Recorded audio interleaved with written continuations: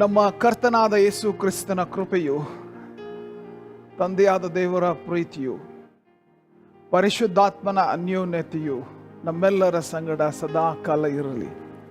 ಪ್ರಿಯರೇ, ಈ ಅಂತ್ಯಾಶೀರ್ವಾದದ ಮಾತುಗಳನ್ನು ಪ್ರತಿ ಪ್ರಾರ್ಥನೆ ಕೂಟಗಳು ಮುಕ್ತಾಯವಾಗುವಾಗ ಪ್ರತಿ ಅನ್ಯೋನ್ಯತೆಗಳಲ್ಲಿ ನಾವು ಕೇಳಿದ್ದೇವೆ ಅಲ್ವಾ? ಆದರೆ ಈ ವಿಶೇಷವಾದ ಶಬ್ದ ಪರಿಶುದ್ಧ ಆತ್ಮನ ಅನ್ಯೋನ್ಯತೆಯು ಅಂದರೇನು? ಈ ದಿವಸ ನಾನು ಈ ಆನ್ಲೈನ್ ಬೈಬಲ್ ಸ್ಟಡಿಗೆ ತಿರುಗನ್ಸಾರ್ ನಿಮ್ಮನ್ನು ಸ್ವಾಗತಿಸ್ತೇನೆ. ನಾವು ಮಾಡುತ್ತಾ ಇರುವಂಥ ಈ ಪ್ರಯತ್ನ ನಿಮ್ಮ ಜೀವಿತಗಳಲ್ಲಿ ಆತ್ಮಿಕವಾಗಿ ಅಭಿವೃದ್ಧಿಗೆ ಕಾರಣವಾಗಿದೆ ಎಂದು ನಾನು ನಂಬಿದ್ದೇನೆ. ಈಗಾಗಲೇ ನಾವು ಪರಿಶುದ್ಧಾತ್ಮ ಭರಿತ ಜೀವಿತದ ವಿಷಯವಾಗಿ ನಾವು ವಿವಿಧ ವಿಷಯಗಳನ್ನ ಅಭ್ಯಾಸ ಮಾಡ್ತಾ ಬಂದಿದ್ದೇವೆ. ಪರಿಶುದ್ಧಾತ್ಮ ಭರಿತ ಜೀವಿತದ ಅವಶ್ಯಕತೆ ಏನು, ಪರಿಶುದ್ಧಾತ್ಮ ಭರಿತ ಜೀವಿತದಿಂದ ಆಗುವಂತಹ ಆಶೀರ್ವಾದಗಳೇನು, ನಾವು ಈಗಾಗಲೇ ಅನ್ಯ ಭಾಷೆಯ ವರದ ಆಶೀರ್ವಾದ ಏನು ಎಂಬುದಾಗಿಯೂ ಕೂಡ ನಾವು ಅಭ್ಯಾಸ ಮಾಡಿದ್ದೇವೆ. ನಾವು ಹೇಗೆ ಪ್ರಾರ್ಥನೆಯಲ್ಲಿ ಪರಿಶುದ್ಧಾತ್ಮನು ನಮಗೆ ಸಹಾಯ ಮಾಡುತ್ತಾನೆ ಎಂಬುದಾಗಿ ಅಭ್ಯಾಸ ಮಾಡಿದ್ದೇವೆ. ನಾವು ಪರಿಶುದ್ಧಾತ್ಮನು ಹೇಗೆ ನಮ್ಮ ವಾಕ್ಯದ ಅಧ್ಯಯನದಲ್ಲಿ ಧ್ಯಾನ ಮಾಡುವಾಗ ಹೇಗೆ ಆತನು ಸಹಾಯ ಮಾಡ್ತಾನೆ ಎಂಬುದಾಗಿ ಅಭ್ಯಾಸ ಮಾಡಿದ್ದೇವೆ. ಮಾತ್ರವಲ್ಲ, ಶೋಧನೆಗಳಲ್ಲಿ ಪರಿಶುದ್ಧಾತ್ಮನು ನಮ್ಮನ್ನು ಹೇಗೆ ನಡೆಸ್ತಾನೆ, ಜಯಕ್ಕೆ ನಡೆಸ್ತಾನೆ ಎಂಬುದಾಗಿಯೂ ಕೂಡ ಅಭ್ಯಾಸ ಮಾಡಿದ್ದೇವೆ. ಆದರೆ ಈ ದಿವಸ ಎಲ್ಲರಿಗೂ ಗೊತ್ತಿರುವಂಥ ಆ ಅಂತ್ಯಾಶೀರ್ವಾದದ ಮಾತು, ಆದರೆ ಸಾಮಾನ್ಯವಾಗಿ ನಾವು ಗಮನ ಕೊಟ್ಟಿಲ್ಲ. ಅದರ ಅರ್ಥವೇನು? ತಂದೆಯಾದ ದೇವರ ಕೃಪೆ, ಯೇಸು ಕ್ರಿಸ್ತನ ಪ್ರೀತಿ, ಪರಿಶುದ್ಧಾತ್ಮನ ಅನ್ಯೋನ್ಯತೆ ನಮ್ಮೆಲ್ಲರ ಸಂಗಡ ಸದಾ ಕಾಲ ಇರಲಿ. ಅದನ್ನು ಹೇಳಿದ ಕೂಡಲೇ ಮೀಟಿಂಗ್ ಮುಗೀತು ಅಂತ ಎಲ್ಲರೂ ಎದ್ದು ಬಿಡ್ತಾರೆ. ಸೊ ಅದಕ್ಕೆ ನಾನು ಈ ಮೀಟಿಂಗ್ ಅಧ್ಯಯನ ಆರಂಭ ಮಾಡಿದ್ದು ಅಂತ್ಯಾಶೀರ್ವಾದದೊಂದಿಗೆ. ಯಾಕಂದರೆ ಆ ಶಬ್ದ ಬಹಳ ಬಹಳ ವಿಶೇಷವಾದದ್ದು. ಪರಿಶುದ್ಧಾತ್ಮನ ಅನ್ಯೂನ್ಯತೆ. ಓಕೆ, ಪರಿಶುದ್ಧಾತ್ಮನ ಅನ್ಯೂನ್ಯತೆ.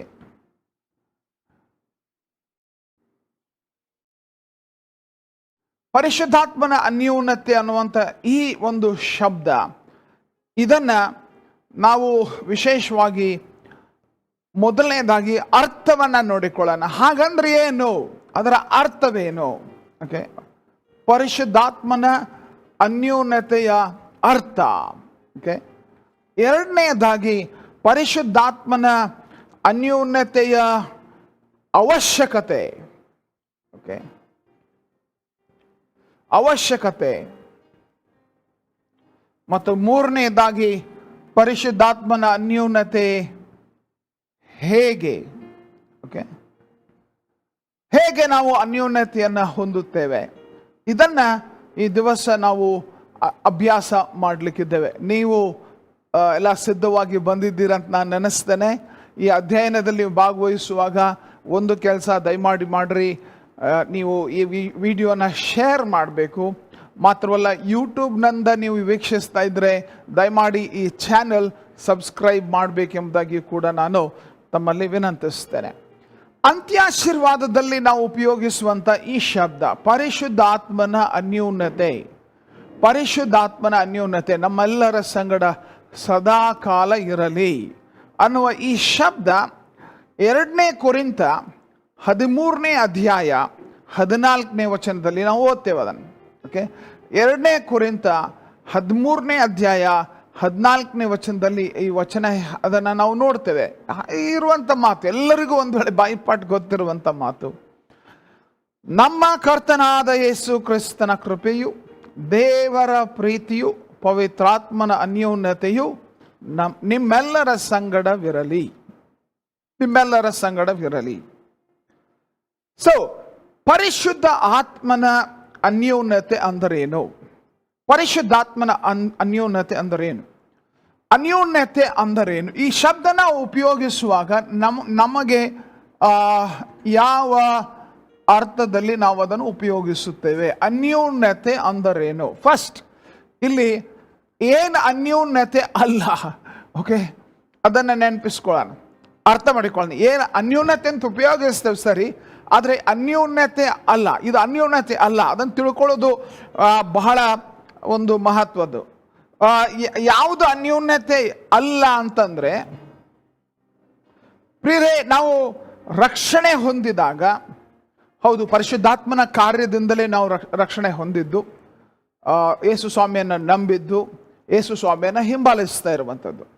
ಮತ್ತು ಪರಿಶುದ್ಧಾತ್ಮ ಭರಿತರಾದಾಗ, ನಾವು ಪರಿಶುದ್ಧಾತ್ಮನಿಂದ ತುಂಬಿಸಲ್ಪಟ್ಟಂಥ ಅನುಭವ ನಾವು ಹೊಂದುವಾಗ ಅದು ಸತ್ಯ.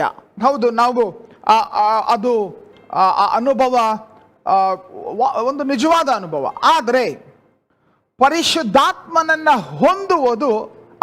ಹೊಂದುವುದಷ್ಟೇ, ಹೊಂದಿದ್ದೇವೆ ಎಂಬುವ ನಿಮಿತ್ತ ಆಗಲೇ ನೀವು ಅನ್ಯೋನ್ಯತೆ ಹೊಂದುತ್ತಾ ಇದ್ದೀರಿ ಅಲ್ಲ. ನೀನು ಪರಿಶುದ್ಧಾತ್ಮನನ್ನು ಹೊಂದಿದ್ದಿ, ಅದರ ಅರ್ಥ ಪರಿಶುದ್ಧಾತ್ಮನೊಂದಿಗೆ ಅನ್ಯೋನ್ಯತೆ ಹೊಂದುತ್ತಾ ಇದ್ದಿ ಇಲ್ಲ. ಪರಿಶುದ್ಧಾತ್ಮನ ಅನ್ಯೋನ್ಯತೆ ಅಲ್ಲಿಗೆ ನಿಲ್ಲುವುದಿಲ್ಲ. ನೀನು ರಕ್ಷಣೆ ಹೊಂದಿರುವ ನಿಮಿತ್ತ ಅಲ್ಲಿಗೆ ನಿಲ್ಲುವುದಿಲ್ಲ.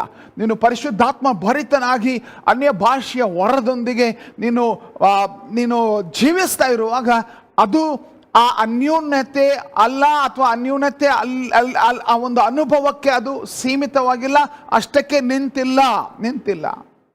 ಪರಿಶುದ್ಧಾತ್ಮನ ಅನ್ಯೋನ್ಯತೆ ಅನ್ನುವಂಥ ಈ ಶಬ್ದ ಉಪಯೋಗಿಸುವಾಗ ಅದು ಒಂದು ಘಟನೆ ಅಲ್ಲ. It's not a one time event. ಒಂದು ಘಟನೆ ಅಲ್ಲ, ಅಥವಾ ಒಂದು ಕ್ರಿಸ್ತಿಯ ಜೀವನದಲ್ಲಿ ಯಾವುದೇ ಒಂದು ಘಟನೆ ಎಂಬುದಾಗಿ ಅಲ್ಲ. ಪರಿಶುದ್ಧಾತ್ಮನ ಅನ್ಯೋನ್ಯತೆ ಯಾವುದೋ ಒಂದು ವಿಶೇಷ ಘಟನೆ ಎಂಬುದಾಗಿ ಅಲ್ಲ, ಅಥವಾ ಅನೇಕ ಘಟನೆಗಳ ಸರಣಿಯೂ ಕೂಡ ಪರಿಶುದ್ಧಾತ್ಮನ ಅನ್ಯೋನ್ಯತೆ ಎಂಬುದಾಗಿ ಹೇಳುವುದಕ್ಕೆ ಸಾಧ್ಯವಿಲ್ಲ. ಆದರೆ ಪರಿಶುದ್ಧಾತ್ಮನ ಅನ್ಯೋನ್ಯತೆ ಎಂಬುದಾಗಿ ನಾವು ಹೇಳುವಾಗ, ಪರಿಶುದ್ಧಾತ್ಮನೊಂದಿಗೆ ದಿನನಿತ್ಯ ನಾವು ನಡೆಯುವಂಥದ್ದು, ಪರಿಶುದ್ಧಾತ್ಮನೊಂದಿಗೆ ನಾವು ದಿನನಿತ್ಯ ಜೀವಿಸುವಂಥದ್ದು, ಅದು ಅನ್ಯೋನ್ಯತೆ ಎಂಬುದಾಗಿ ನಾವು ತಿಳ್ಕೊಳ್ಬೇಕು. ಹೌದು, ಅದು ಒಂದು ಘಟನೆಯನ್ನು ಒಳಗೊಂಡಿರಬಹುದು. ಹೌದು, ಅದೊಂದು ಪರಿಶುದ್ಧಾತ್ಮನೊಂದಿಗೆ ಹೊಂದುವ ಒಂದು ಅನುಭವವನ್ನು ಒಳಗೊಂಡಿರಬಹುದು. ಆದರೆ ಅವು ಒಂದು ಹಂತ, ಒಂದು ಅನುಭವ ಅಷ್ಟೇ. ಆದರೆ ಅದರಿಂದ ಆರಂಭವಾಗುವಂಥದ್ದು ಮಹತ್ವದ ಸಂಗತಿಗಳೆಂಬುದನ್ನು ನಾವು ಗುರುತಿಸಬೇಕು. ಹಾಗಾದರೆ ಈ ಅನ್ಯೋನ್ಯತೆ, ಪರಿಶುದ್ಧಾತ್ಮನ ಅನ್ಯೋನ್ಯತೆ ಅಂತ ಹೇಳುವಾಗ ನಾವು ಈ ಅನ್ಯೋನ್ಯತೆಯ ಜೀವನ ಎಂಬುವಂಥದ್ದನ್ನು ನೋಡೋಣ. ಅನ್ಯೋನ್ಯತೆಯ ಜೀವಿತ. ಅನ್ಯೋನ್ಯತೆ ಎಂಬುದಾಗಿ ನಾವು ಹೇಳುವಾಗ, ಈ ಪರಿಶುದ್ಧಾತ್ಮನ ಅನ್ಯೋನ್ಯತೆ ಅಂತ ಹೇಳುವಾಗ ನಾವು ಈ ಅನ್ಯೋನ್ಯತೆಯ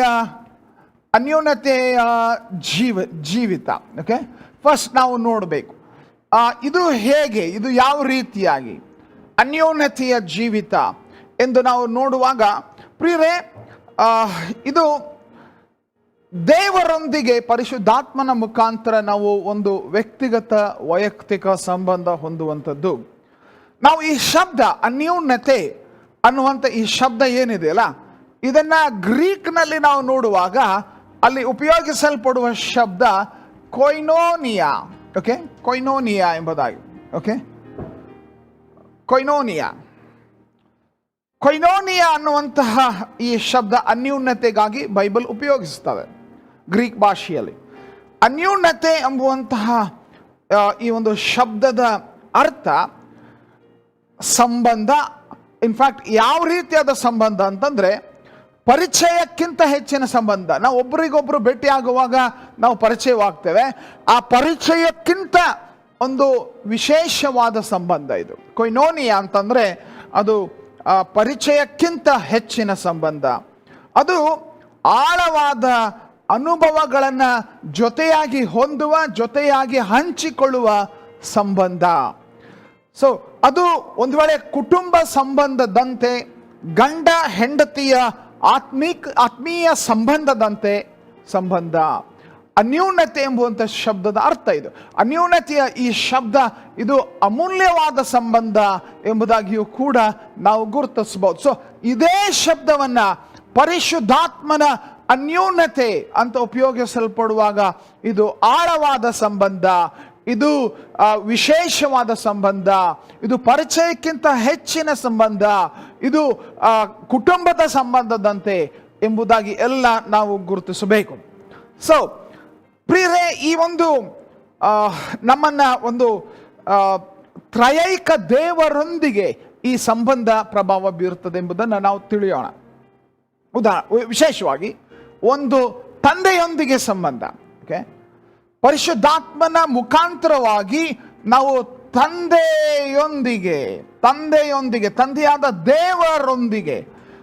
ತಂದೆಯಾದ ದೇವರೊಂದಿಗೆ ನಾವು ಸಂಬಂಧ ಹೊಂದುತ್ತೇವೆ ಪರಿಶುದ್ಧಾತ್ಮನ ಮುಖಾಂತರವಾಗಿ.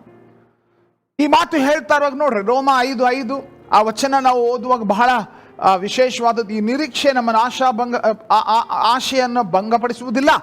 ನಮಗೆ ಕೊಟ್ಟಿರುವ ಪವಿತ್ರಾತ್ಮನ ಮೂಲಕ, ನೆನ್ಪಿಟ್ಕೊಳ್ಳಿ, ಇದು ಇಂಪಾರ್ಟೆಂಟ್ ವರ್ಡ್, ಪವಿತ್ರಾತ್ಮನ ಮೂಲಕವಾಗಿ ದೇವರ ಪ್ರೀತಿ ರಸವು ನಮ್ಮ ಹೃದಯಗಳಲ್ಲಿ ಧಾರಾಳವಾಗಿ ಸುರಿದದೆಯಲ್ಲ. ನಾವು ಯೋಚಿಸಬೇಕಾದದ್ದು ಪವಿತ್ರಾತ್ಮನ ಮೂಲಕವಾಗಿ ದೇವರ ಪ್ರೀತಿ ರಸ. ಸೊ ಪವಿತ್ರಾತ್ಮನು, ನಾವು ಇಲ್ಲಿ ದೇವರ ಪ್ರೀತಿಯ ಒಂದು ತಿಳುವಳಿಕೆ, ದೇವರ ಪ್ರೀತಿಯ ಅನುಭವ ನಾವು ಹೊಂದುವಂಥದ್ದು ಪವಿತ್ರಾತ್ಮನ ಮೂಲಕವಾಗಿ ಎಂಬುದನ್ನು ನಾವು ಮರಿಬಾರ್ದು. ಸೊ ನಾವು ಪರಿಶುದ್ಧಾತ್ಮನ ಮೂಲಕವಾಗಿಯೇ ದೇವರ ಪ್ರೀತಿಯನ್ನು ಅನುಭವಿಸಲಿಕ್ಕೆ ಸಾಧ್ಯ. ಪವಿತ್ರಾತ್ಮನ ಮೂಲಕವಾಗಿಯೇ ನಾವು ಈ ಒಂದು ಪ್ರೀತಿಗೆ ನಾವು ಪ್ರತಿಕ್ರಿಯಿಸಲಿಕ್ಕೂ ಕೂಡ ಪರಿಶುದ್ಧಾತ್ಮನ ನಿಮಿತ್ತದಿಂದಲೇ. 1 ಯೋಹಾನ 4:19 ಓದುವಾಗ ಅಲ್ಲಿ ವಚನ ನೋಡ್ರಿ, ದೇವರು ಮೊದಲು ನಮ್ಮನ್ನ ಪ್ರೀತಿಸಿದ್ದರಿಂದ ನಾವು ಪ್ರೀತಿಸುತ್ತೇವೆ. ಆ ದೇವರ ಪ್ರೀತಿ ನಮ್ಮಲ್ಲಿ, ಅದನ್ನು ನಾವು ಹೊಂದುವ ಅನುಭವದಲ್ಲಿ ನಾವು ಇರುವಾಗ ನಾವು ಪ್ರೀತಿಸ್ತೇವೆ. ಇನ್ಫ್ಯಾಕ್ಟ್ ನಾವು ಆ ನಿಮಿತ್ತದಿಂದಲೇ ರೋಮ 8:15 ಬೈಬಲಿನ ಆ ವಚನ ನಮಗೆ ತಿಳಿಸ್ತದೆ, ನಾವು ಈ ತಿರುಗಿ ಭಯದಲ್ಲಿ ಬೀಳುವ ಹಾಗೆ ದಾಸನ ಭಾವವನ್ನು ಹೊಂದಿದವರಲ್ಲ, ಮಗನ ಭಾವವನ್ನು ಆಗಿದ್ದೀರಿ. ಈ ಭಾವದಿಂದ ನಾವು ದೇವರನ್ನ ಅಪ್ಪ, ತಂದೆಯೇ ಎಂದು ಕೂಗುತ್ತೇವೆ. ಓಕೆ, ಈ ಸಂಬಂಧ, ತಂದೆಯೊಂದಿಗೆ ಉಂಟಾಗುವ ಸಂಬಂಧ, ಈ ಪ್ರೀತಿಯ ಸಂಬಂಧ ಪವಿತ್ರಾತ್ಮನ ಮುಖಾಂತರವಾಗಿ ನಾವು ಹೊಂದುತ್ತೇವೆ. ಎರಡನೇದು, ಇಲ್ಲಿ ನಾವು ಮಗನೊಂದಿಗೆ ಸಂಬಂಧ. ಓಕೆ, ಮಗನೊಂದಿಗೆ ಸಂಬಂಧ, ಮಗನಾದ ಯೇಸು ಕ್ರಿಸ್ತನೊಂದಿಗೆ ಸಂಬಂಧ. ಇದು ಕೂಡ ಪವಿತ್ರಾತ್ಮನ ಮೂಲಕ, ಪವಿತ್ರಾತ್ಮನ ಪಾತ್ರ ವಿಶೇಷವಾದದ್ದೆಂಬುದನ್ನು ನೆನಪಿಟ್ಕೊಳ್ಬೇಕು. ಯೇಸು ಸ್ವಾಮಿಯೊಂದಿಗೆ ಅತ್ಯಂತ ಸಮೀಪದ ಸಂಬಂಧ ಹೊಂದುವುದಕ್ಕೆ ಪರಿಶುದ್ಧಾತ್ಮನು ಸಹಾಯ ಮಾಡ್ತಾನೆ. ಯೋಹಾನ 14:18 ನೋಡುವಾಗ ನಾವು ಯೋಚಿಸಬೇಕಾದಂಥ ಒಂದು ಸತ್ಯ ಇದು. ನಾನು ನಿಮ್ಮನ್ನ ಅನಾಥರಾಗಿ ಬಿಡುವುದಿಲ್ಲ, ನಿಮ್ಮ ಬಳಿಗೆ ಬರುತ್ತೇನೆ. ಯೇಸು ಸ್ವಾಮಿ ಹೇಳ್ತಾ ಇದ್ದಾರೆ, ಹೊರಟು ಹೋಗುತ್ತಿರುವಂತ ಯೇಸು ಸ್ವಾಮಿ ಹೇಳ್ತಾ ಇದ್ದಾರೆ, ನಾನು ನಿಮ್ಮನ್ನ ಅನಾಥರಾಗಿ ಬಿಡುವುದಿಲ್ಲ, ನಿಮ್ಮ ಸಂಗಡ. ಅಥವಾ ಆ ವಚನ ನೋಡೋಣ, ಲಾಸ್ಟ್ ಇಂಪಾರ್ಟೆಂಟ್ ವರ್ಡ್, ನಿಮ್ಮ ಬಳಿಗೆ ಬರುತ್ತೇನೆ. ಪರಿಶುದ್ಧಾತ್ಮನ ವಿಷಯವಾಗಿ ಪ್ರಸ್ತಾಪಿಸ್ತಾ ಇರುವಂತೆ ಆತನು ಹೇಳ್ತಾ ಇದ್ದಾನೆ, ನಿಮ್ಮ ಬಳಿಗೆ ಬರುತ್ತೇನೆ ಅಂದ್ರೆ ಅದೇ ಯೋಹಾನ 14:26 ನಾವು ನೋಡುವಾಗ, ಆದರೆ ಆ ಸಹಾಯಕನು, ಅಂದರೆ ನನ್ನ ಹೆಸರಿನಲ್ಲಿ ತಂದೆಯು ಕಳುಹಿಸಿಕೊಡುವ ಪವಿತ್ರಾತ್ಮನೇ ನಿಮಗೆ ಎಲ್ಲವನ್ನು ಉಪದೇಶಿಸಿ ನಾನು ನಿಮಗೆ ಹೇಳಿದ್ದನ್ನೆಲ್ಲ ನಿಮ್ಮ ನೆನಪಿಗೆ ತರುವನು. ಸೊ ಅಂದ್ರೆ ತಂದೆಯು ಪರಿಶುದ್ಧಾತ್ಮನನ್ನ ಕಳುಹಿಸಿಕೊಡುವುದಕ್ಕೆ ಕಾರಣ ಯೇಸು ಸ್ವಾಮಿಯ ನಿಮಿತ್ತ. ನೋಡ್ರಿ ವಚನ 24ನೇ ವಚನ ನೋಡ್ರಿ ಏನಂತ, ನನ್ನ ಹೆಸರಿನಲ್ಲಿ ತಂದೆಯು ಕಳುಹಿಸಿಕೊಡುವ. ನೀನು ಪರಿಶುದ್ಧಾತ್ಮನನ್ನು ಹೊಂದುವಂಥದ್ದು, ಪರಿಶುದ್ಧಾತ್ಮನ ಬಲ ಅಭಿಷೇಕ ಹೊಂದುವಂಥದ್ದು ಆತನ ಹೆಸರಿನಲ್ಲಿ ತಂದೆಯು ಕಳುಹಿಸಿಕೊಡುವ ಪವಿತ್ರಾತ್ಮನೆ. ಸೊ ಆ ಪರಿಶುದ್ಧಾತ್ಮನು ಬರುವಂಥದ್ದು ಆ ಒಂದು ಯೇಸು ಸ್ವಾಮಿಯ ಒಂದು ಹೆಸರಿನಲ್ಲಿ ಆತನ ಬಳಿ, ತಂದೆಯ ಬಳಿ ನಾವು ಹೋಗುವುದರಿಂದ. ಯೋಹಾನ 16:13-14 ವಚನ ನೋಡುವಾಗಲೂ, ಸತ್ಯದಾತ್ಮನು ಬಂದಾಗ ಆತನು ನಿಮ್ಮನ್ನು ನಡೆಸಿಕೊಂಡು ಹೋಗಿ ಸಕಲ ವಿಷಯದಲ್ಲಿ ಸತ್ಯಕ್ಕೆ ಸೇರಿಸುವನು. ಆತನು ತನ್ನಷ್ಟಕ್ಕೆ ತಾನೇ ಮಾತಾಡದೆ ಕೇಳಿದ ಮಾತುಗಳನ್ನೇ ಆಡುವನು ಮತ್ತು ಮುಂದಾಗುವ ಸಂಗತಿಗಳನ್ನು ನಿಮಗೆ ತಿಳಿಸುವನು. ನೆಕ್ಸ್ಟ್ ವಚನ, ಆತನು ನನ್ನದರೊಳಗಿಂದ, ಯಾರು ಯೇಸು ಸ್ವಾಮಿಯೊಳಗಿಂದ ತೆಗೆದುಕೊಂಡು ನಿಮಗೆ ತಿಳಿಸುತ್ತಾ ನನ್ನನ್ನು ಮಹಿಮೆ ಪಡಿಸುವನು. ನನ್ನದರೊಳಗಿಂದ ತೆಗೆದುಕೊಂಡು ನಿಮಗೆ ತಿಳಿಸುತ್ತಾ ನನ್ನನ್ನು ಮಹಿಮೆ ಪಡಿಸುವನು. ಇಲ್ಲಿ ಯೇಸು ಸ್ವಾಮಿ ಏನು ಹೇಳ್ತಾ ಇದ್ದಾರೆ? ಈ ವಚನ ಓದಿದ್ವಲ್ಲ, ನೋಡಿದ್ವಲ್ಲ, ನೋಡ್ರಿ, ಪರಿಶುದ್ಧಾತ್ಮನು ಬರುವಾಗ ಆ ಪರಿಶುದ್ಧಾತ್ಮನು ಸತ್ಯದ ಸಾಕ್ಷಿಯಾಗಿರುತ್ತಾನೆ. ಪರಿಶುದ್ಧಾತ್ಮನು ಸತ್ಯದ ಸಾಕ್ಷಿಯಾಗಿರುತ್ತಾನೆ. ಹಾಗಾದ್ರೆ ಯೋಹಾನ 14:6 ಪ್ರಕಾರ ನೋಡುವಾಗ ಸತ್ಯವೇ ಯಾರು? ವಚನ ನೋಡುವಾಗ ಯೋಹಾನ 14:6 ವಚನ ತಿಳಿಸುವಂತೆ ನಾವು ನೆನಪಿಟ್ಕೊಳ್ಬೇಕು, ಯೇಸು ಸ್ವಾಮಿಯೇ ಅಲ್ಲಿ ಹೇಳಿದ್ದು, ನಾನೇ ಮಾರ್ಗವು ಸತ್ಯವೂ ಜೀವವೂ ಆಗಿದ್ದೇನೆ. ಸೊ ಸತ್ಯವನ್ನ ಆತನು ಸತ್ಯದ ಸಾಕ್ಷಿಯಾಗಿರುತ್ತಾನೆ ಎಂದು ಬೈಬಲ್ ಹೇಳ್ತಾ ಇದ್ರೆ, ಪ್ರಿಯರೇ, ಆತನು ಯೇಸು ಸ್ವಾಮಿಯ ಸಾಕ್ಷಿಯಾಗಿರುತ್ತಾನೆ ಎಂಬುದಾಗಿ ಅರ್ಥ. ಕ್ರಿಸ್ತನೊಂದಿಗೆ ಅನ್ಯೂನ್ಯತೆ ಸಾಧ್ಯವಾಗುವಂಥದ್ದು ಅದು ಪರಿಶುದ್ಧಾತ್ಮನ ನಿಮಿತ್ತದಿಂದಲೇ, ಪರಿಶುದ್ಧಾತ್ಮನ ಮುಖಾಂತರವೇ. ಸೊ ಪರಿಶುದ್ಧಾತ್ಮನು ನಮಗೆ ಸತ್ಯದ ಸಾಕ್ಷಿ ಆಗಲಿಕ್ಕೆ 2 ವಿಧದಲ್ಲಿ ಸಹಾಯ ಮಾಡ್ತಾನೆ. ಒಂದು, ನಾವು ಯೇಸು ಕ್ರಿಸ್ತನನ್ನು ಮಹಿಮೆ ಪಡಿಸುವುದಕ್ಕೆ, ಯೇಸು ಕ್ರಿಸ್ತನನ್ನು ಮಹಿಮೆ ಪಡಿಸುವುದಕ್ಕೆ ಪರಿಶುದ್ಧಾತ್ಮನು ನಮ್ಮನ್ನು ಉಪಯೋಗಿಸಿ ಯೇಸು ಸ್ವಾಮಿಯನ್ನು ಮಹಿಮೆ ಪಡಿಸ್ತಾನೆ. ಪರಿಶುದ್ಧಾತ್ಮನು ನಮ್ಮನ್ನು ಉಪಯೋಗಿಸಿ ಯೇಸು ಸ್ವಾಮಿಯನ್ನು ಮಹಿಮೆ ಪಡಿಸ್ತಾನೆ. ಮತ್ತು ಎರಡನೇದಾಗಿ ಪರಿಶುದ್ಧಾತ್ಮನು ಸಾಕ್ಷಿ, ಸತ್ಯದ ಸಾಕ್ಷಿ ಆಗುವಂಥ ಇನ್ನೊಂದು ವಿಷಯ ಏನಂದರೆ, ಯೇಸು ಸ್ವಾಮಿಯಲ್ಲಿ ಇರುವಂಥದ್ದನ್ನು ತೆಗೆದುಕೊಂಡು ನಮಗೆ ಪ್ರಕಟಿಸುವಾತನಾಗಿದ್ದಾನೆ. ಸೊ ಈ ರೀತಿಯಾಗಿ ಪರಿಶುದ್ಧಾತ್ಮನು ನಮ್ಮನ್ನು ಒಂದು ಮಗನೊಂದಿಗೆ ಅನ್ಯೂನ್ಯತೆ ಒಂದು ಸಂಬಂಧ, ಅನ್ಯೂನ್ಯವಾದ ಸಂಬಂಧ ಆತನಲ್ಲಿರುವಂಥದ್ದನ್ನು ನಮಗೆ ಪ್ರಕಟಿಸುತ್ತಾ, ಆತನ ಹೆಸರಿನಿಂದ ನಮಗೆ ಆತನನ್ನು ಒದಗಿಸಿ ಕೊಡುತ್ತಾ ನಾವು ಆ ಒಂದು ಕಾರ್ಯ, ಪರಿಶುದ್ಧಾತ್ಮನ ಕಾರ್ಯ ಬಹಳ ಸ್ಪಷ್ಟವಾಗಿ ಅಲ್ಲಿ ನೋಡ್ತೇವೆ. ಮೂರನೆಯದು ಪರಿಶುದ್ಧಾತ್ಮನ ಒಂದು ಅನ್ಯೂನ್ಯತೆ, ಆತ್ಮನೊಂದಿಗೆ ಅನ್ಯೂನ್ಯತೆ. ಓಕೆ, ಆತ್ಮನೊಂದಿಗೆ. ಸೊ ಇದನ್ನು ನಾವು ಸ್ವಲ್ಪ ವಿವರವಾಗಿ ನೋಡ್ಲಿಕ್ಕೆ ಇರುವುದರಿಂದ ನಾನು ಹೆಚ್ಚು ಇದರ ಬಗ್ಗೆ ಈ ಸಮಯ ಕೊಡುವುದಿಲ್ಲ. ನಾವು ಪರಿಶುದ್ಧಾತ್ಮನೊಂದಿಗೂ ಕೂಡ ಪ್ರೀತಿಯ ಸಂಬಂಧ ಹೊಂದುತ್ತೇವೆ. ಸೊ ಪರಿಶುದ್ಧಾತ್ಮನೊಂದಿಗೆ ಸಂಬಂಧ ಅಂತ ಈ ವಚನ ನಾವು ಹೇಳುವಾಗ, ನಮ್ಮ ಕರ್ತನಾದ ಯೇಸು ಕ್ರಿಸ್ತನ ಕೃಪೆಯು, ದೇವರ ಪ್ರೀತಿಯು, ಪವಿತ್ರಾತ್ಮನ ಅನ್ಯೂನ್ಯತೆ ಅಂತ ಈ ಶಬ್ದನ ಉಪಯೋಗಿಸುವಾಗ ಪ್ರತಿಯೊಬ್ಬ ವಿಶ್ವಾಸಿ ಪರಿಶುದ್ಧಾತ್ಮನೊಂದಿಗೆ ಹೊಂದಬಹುದಾದಂಥ ಅನ್ಯೂನ್ಯತೆಯನ್ನು ಇದು ಮಾತನಾಡ್ತಾ ಇದೆ. ಓಕೆ, ಸೊ ಈಗ ಅನ್ಯೂನ್ಯತೆ ಅರ್ಥ ನಾವು ನೋಡಿದ್ದೇವೆ. ಆದರೆ ಪ್ರಶ್ನೆ ಇದು, ನಾವು ಯಾಕೆ ಈ ಅನ್ಯೂನ್ಯತೆಯನ್ನು ಹೊಂದಬೇಕು? ಯಾಕೆ ಏನು ಅಲ್ಲ. ಅನ್ಯೂನ್ಯತೆ ಅಂದ್ರೆ ಏನು? ಅನ್ಯೂನ್ಯತೆಯ ಜೀವಿತ, ತಂದೆಯೊಂದಿಗೆ ಅನ್ಯೂನ್ಯತೆ, ಮಗನೊಂದಿಗೆ ಅನ್ಯೂನ್ಯತೆ, ಪರಿಶುದ್ಧಾತ್ಮನೊಂದಿಗೆ ಅನ್ಯೂನ್ಯತೆ ಅನ್ನುವಂಥ ಈ ವಿಷಯ ತಿಳಿದ ಮೇಲೆ ಅನ್ಯೋನ್ಯತೆಯ ಅವಶ್ಯಕತೆ, ಓಕೆ, ಇದರ ಅವಶ್ಯಕತೆ ಏನು? ಪರಿಶುದ್ಧಾತ್ಮನೊಂದಿಗೆ ಅನ್ಯೋನ್ಯತೆಯ ಅವಶ್ಯಕತೆ ಏನು? ಪ್ರಿಯರೇ, ತಿರುಗಿ ಹೇಳ್ತೇನೆ, 1000 ಸಾರಿ, ಲಕ್ಷ ಸಾರಿ ನೀವು ಈ ಶಬ್ದ ಕೇಳಿರ್ಬೋದು ಅಂತ್ಯಾಶೀರ್ವಾದ ಸಮಯದಲ್ಲಿ.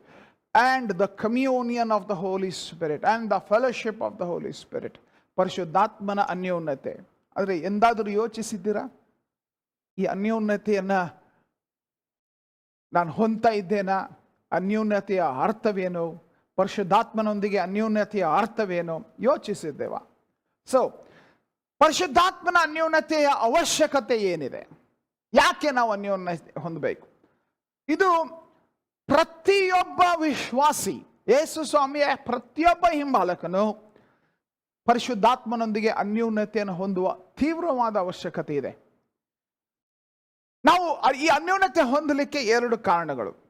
ಮೊದಲನೇದಾಗಿ ಯೋಹಾನ 14:18 ಓದುವಾಗ,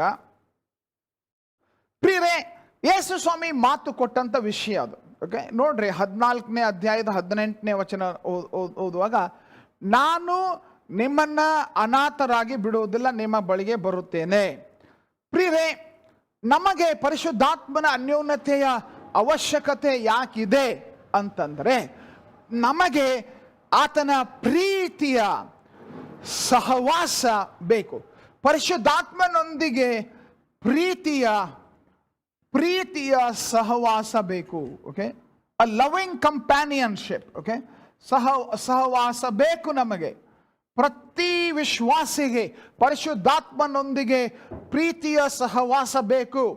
ಪ್ರಿಯರೇ, ಯೇಸು ಸ್ವಾಮಿ ನಿಮ್ಮನ್ನು ಅನಾಥರಾಗಿ ಬಿಡುವುದಿಲ್ಲ ಅಂತ ವಾಕ್ಯ ಹೇಳಿದಾಗ, ಅನಾಥರಾಗಿ ಬಿಡುವುದಿಲ್ಲ ಎಂಬುದಾಗಿ ಆತನು ಹೇಳಿ, ಆತನು ಮುಂದೆ ಹೇಳಿದಂಥ ಮಾತು, ಆ ವಚನ ನೋಡುವಾಗ, ನಿಮ್ಮ ಸಂಗಡ ನಿಮ್ಮ ಬಳಿಗೆ ಬರುತ್ತೇನೆ, ನಿಮ್ಮ ಬಳಿಗೆ ಬರುತ್ತೇನೆ, ನಿಮ್ಮ ಬಳಿಗೆ ಬರುತ್ತೇನೆ ಅಂದರೆ ಅದು ಪರಿಶುದ್ಧಾತ್ಮನ ಮುಖಾಂತರವಾಗಿ, ಪರಿಶುದ್ಧಾತ್ಮನಿಂದ ಎಂಬುವಂಥದ್ದನ್ನು ನಾವು ತಿಳ್ಕೊಳ್ಬೇಕು. ಅನಾಥರಾಗಿಲ್ಲ ನಾವು, ಪರಿಶುದ್ಧಾತ್ಮನ ಮುಖಾಂತರವಾಗಿ ಯೇಸು ಸ್ವಾಮಿ ನಮ್ಮ ಸಂಗಡ ಇದ್ದಾನೆ.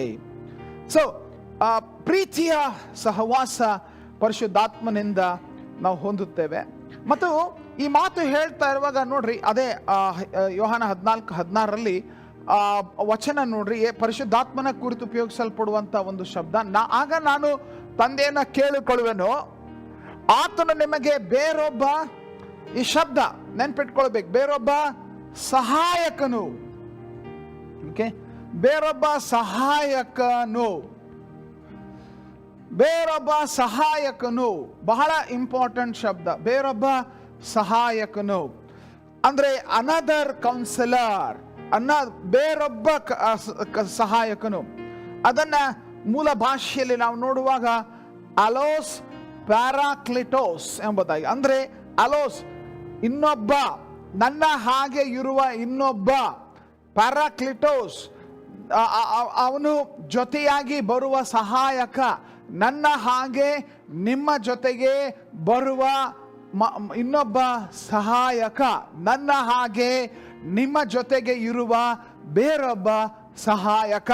ಬಹಳ ಬಹಳ ಇಂಪಾರ್ಟೆಂಟ್ ವರ್ಡ್. ಓಕೆ, ಅದೇ ತರದ ನನ್ನ ಹಾಗೇ ಇರುವ ಇನ್ನೊಬ್ಬ ಸಹಾಯಕ, ಅನದರ್ ಕೌನ್ಸಿಲರ್, ಬೇರೊಬ್ಬ ಸಹಾಯಕ ಅನ್ನುವಂಥ ಆ ಶಬ್ದಕ್ಕೆ ಗ್ರೀಕ್ ಭಾಷೆಯಲ್ಲಿ ಉಪಯೋಗಿಸಲ್ಪಟ್ಟಂಥದ್ದು ಅಲೋಸ್ ಪ್ಯಾರಾಕ್ಲಿಟೋಸ್, ಅಂದ್ರೆ ನನ್ನ ಹಾಗೆ ನಿಮ್ಮ ಜೊತೆಗೆ ಬರುವ, ಸಹಾಯ ಮಾಡಲು ಬರುವ ಇನ್ನೊಬ್ಬ ಸಹಾಯಕ.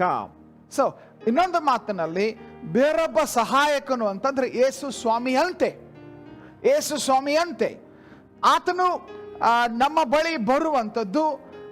ಯೇಸು ಸ್ವಾಮಿ ಶರೀರಧಾರಿಯಾಗಿದ್ದ ಪಕ್ಷ ಆತನು ನಮ್ಮ ಬಳಿ ಇದ್ರೆ ಏನ್ ಮಾಡ್ತಿದ್ದನು, ಅದನ್ನೇ ಈ ಬೇರೊಬ್ಬ ಸಹಾಯಕನು ಮಾಡಲು ಬಂದಿದ್ದಾನೆ. ಯೇಸು ಸ್ವಾಮಿ ಲೋಕದಲ್ಲಿ ಸಂಚರಿಸುತ್ತಾ ಇದ್ದಾಗ, ತನ್ನ ಶಿಷ್ಯರ ಸಂಗಡ ಇದ್ದಾಗ ಏನ್ ಮಾಡ್ತಾ ಇದನು, ಅದನ್ನೇ ಈ ಪ್ಯಾರಾಕ್ಲಿಟೋಸ್ ಸಹಾಯಕನು ನಮಗೂ ಮಾಡಲು ಬಂದಿರುವಾತನಾಗಿದ್ದಾನೆ. ಸೊ ಈ ಮಾತು ಹೇಳ್ತಾ ಇರುವಾಗ ಎಂಥ ವಿಶೇಷ ಪ್ರೀತಿಯ ಸಂಬಂಧ, ಪರಿಶುದ್ಧಾತ್ಮನೊಂದಿಗೆ ಸಂಬಂಧ, ಪರಿಶುದ್ಧಾತ್ಮನೊಂದಿಗೆ ಈ ಅನ್ಯೋನ್ಯತೆ, ಆ ಸಾನ್ನಿಧ್ಯ, ಪರಿಶುದ್ಧಾತ್ಮನ ಸಾನ್ನಿಧ್ಯದಿಂದ ನಾವು ಆ ಪ್ರೀತಿಯ ಸಂಬಂಧ, ಪ್ರೀತಿಯ ಸಹವಾಸ ನಾವು ಹೊಂದ್ಕೊಳ್ತೇವೆ. ಯೋಹಾನನ ಸುವಾರ್ತೆ 16ನೇ ಅಧ್ಯಾಯದ 7ನೇ ವಚನ ನೋಡ್ರಿ, ಇದು ಯೇಸು ಸ್ವಾಮಿ ಹೇಳಿದ್ದು, ನಾನು ನಿಮಗೆ ಸತ್ಯವಾಗಿ ಹೇಳ್ತೇನೆ ಕೇಳ್ರಿ, ನಾನು ಹೋಗುವುದು ನಿಮಗೆ ಹಿತಕರವಾಗಿದೆ. ಯಾಕೆ ಯೇಸು ಸ್ವಾಮಿ ಹೇಳುವಂಥದ್ದು ಮಾತು ನೋಡ್ರಿ, ಹೇಗೆಂದ್ರೆ ನಾನು ಹೋಗದಿದ್ರೆ ಆ ಸಹಾಯಕನು ನಿಮ್ಮ ಬಳಿಗೆ ಬರುವುದಿಲ್ಲ, ನಾನು ಹೋದರೆ ಆತನನ್ನು ನಿಮ್ಮ ಬಳಿಗೆ ಕಳುಹಿಸಿಕೊಡುತ್ತೇನೆ. ಯೇಸು ಸ್ವಾಮಿ ಹೇಳ್ತಾರೆ, ನಾನು ಹೋಗುವುದು ಉತ್ತಮ, ನಾನು ಹೋಗುವುದು ಒಳ್ಳೆಯದು, ಯಾಕಂದ್ರೆ ನಾನು ಹೋಗುವುದು ನಿಮಗೆ ಆಶೀರ್ವಾದಕರವಾಗ್ತದೆ, ಆಶೀರ್ವಾದಕರವಾಗ್ತದೆ. ಸೊ ಅದು ಹೇಗೆ ಆಶೀರ್ವಾದಕರವಾಗ್ತದೆ?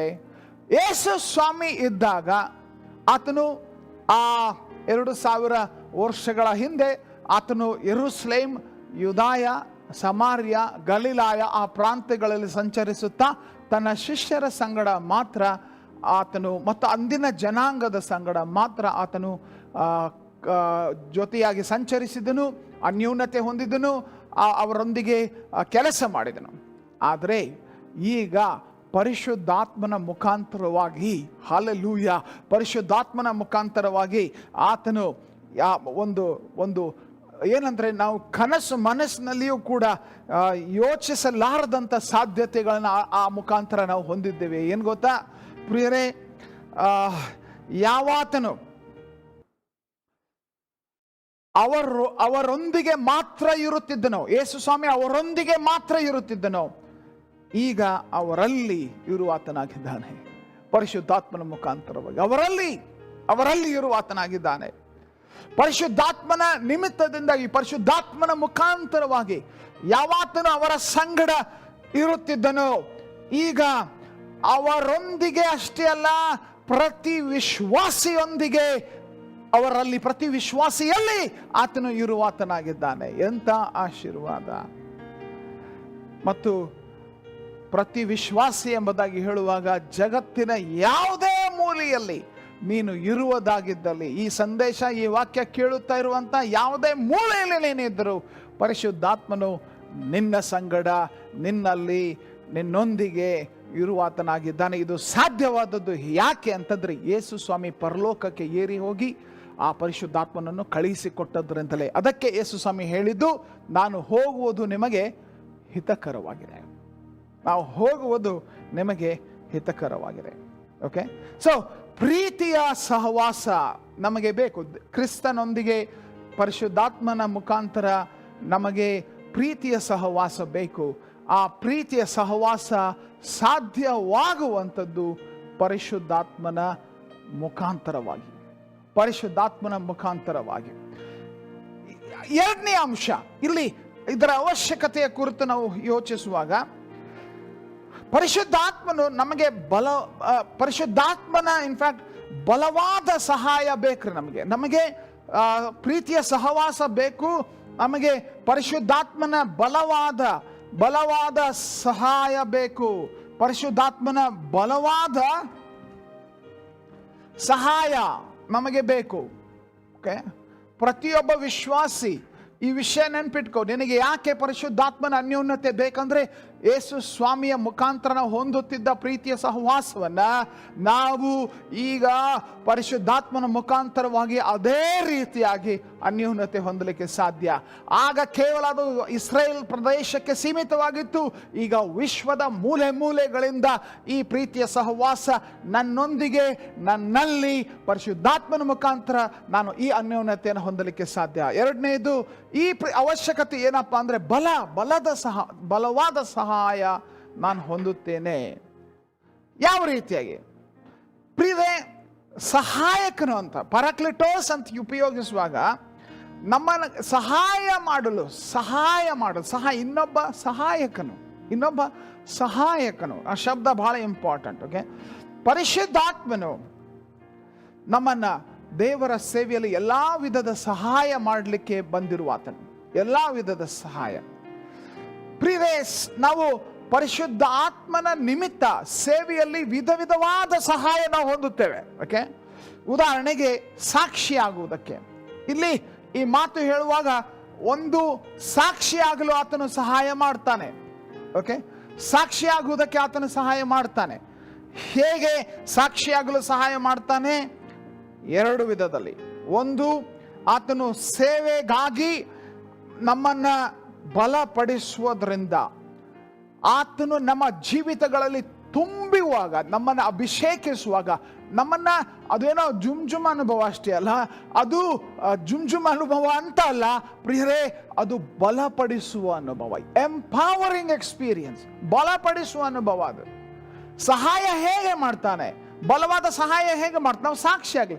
ಯಾವ ರೀತಿಯಾದ ಸಾಕ್ಷಿ? ಸೇವೆಯಲ್ಲಿ ಸಾಕ್ಷಿ ಆಗಲಿಕ್ಕೆ ಯಾವ ರೀತಿಯಾಗಿ? ಪ್ರಿಯರೇ, ಸೇವೆಯಲ್ಲಿ ಬಲದಿಂದ ನಮ್ಮನ್ನು ತುಂಬಿಸ್ತಾನೆ.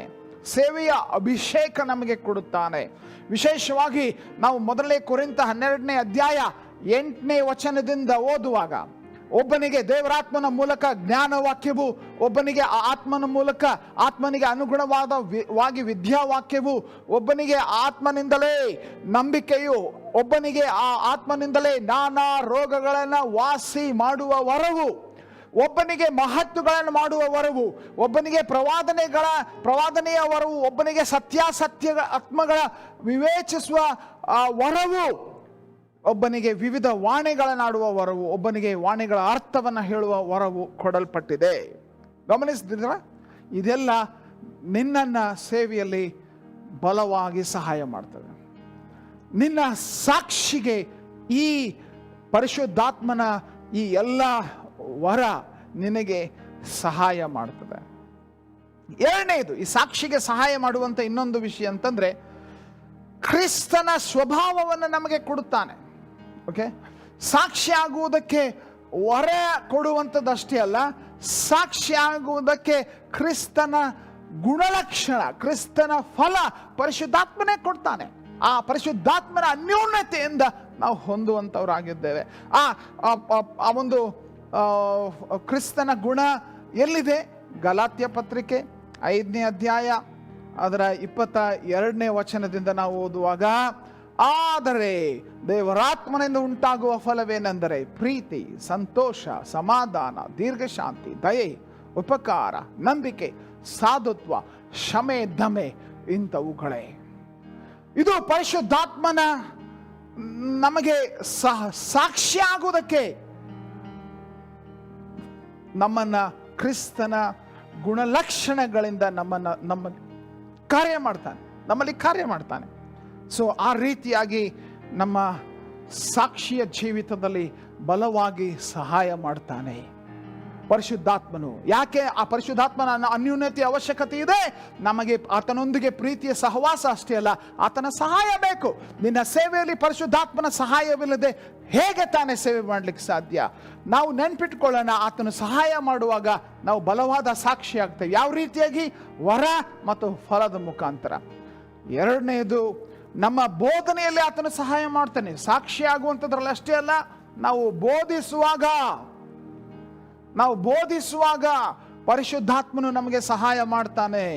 ಪ್ರಿಯರೇ, ಅಭಿಷಕ್ತ ಬೋಧನೆ, ಆತ್ಮಭರಿತ ಬೋಧನೆ, ಒಂದು ವೇಳೆ ಯೇಸು ಸ್ವಾಮಿಯ ಬೋಧನೆ ಆಗಿರಬಹುದು, ಅಪೋಸ್ತಲರ ಬೋಧನೆ ಆಗಿರಬಹುದು. ಪ್ರಿಯರೇ, ನಾವು ಅಭಿಷಕ್ತ ಸೇವೆ ಎಂಬುದಾಗಿ ನಾವು ಹೇಳುವಾಗ ಪರಿಶುದ್ಧಾತ್ಮನು ನಮ್ಮನ್ನು ಆ ರೀತಿಯಾಗಿ ಅಭಿಷೇಕಿಸುತ್ತಾನೆ, ಬಲಪಡಿಸುತ್ತಾನೆ. ಸೊ ಆ ಅಭಿಷೇಕದ ನಿಮಿತ್ತ ದೇವರ ವಾಕ್ಯದ ತಿಳುವಳಿಕೆ ನಾವು ಹೊಂದುತ್ತೇವೆ. ಆ ಅಭಿಷೇಕದ ನಿಮಿತ್ತ ದೈವಿಕ ಮರ್ಮಗಳ ಪ್ರಕಟಣೆ ಉಂಟಾಗ್ತದೆ ಬೋಧಿಸುವುದಕ್ಕಾಗಿ. ಆ ಅಭಿಷೇಕ ಬಲದ ನಿಮಿತ್ತ ನಾವು ಜನರನ್ನ ವಿಧೇಯತೆಗೆ ನಾವು ಪ್ರೇರೇಪಿಸಲು ಬಲ ನಾವು ಹೊಂದುತ್ತೇವೆ. ಓಕೆ, ಬೋಧಿಸುವಾಗ.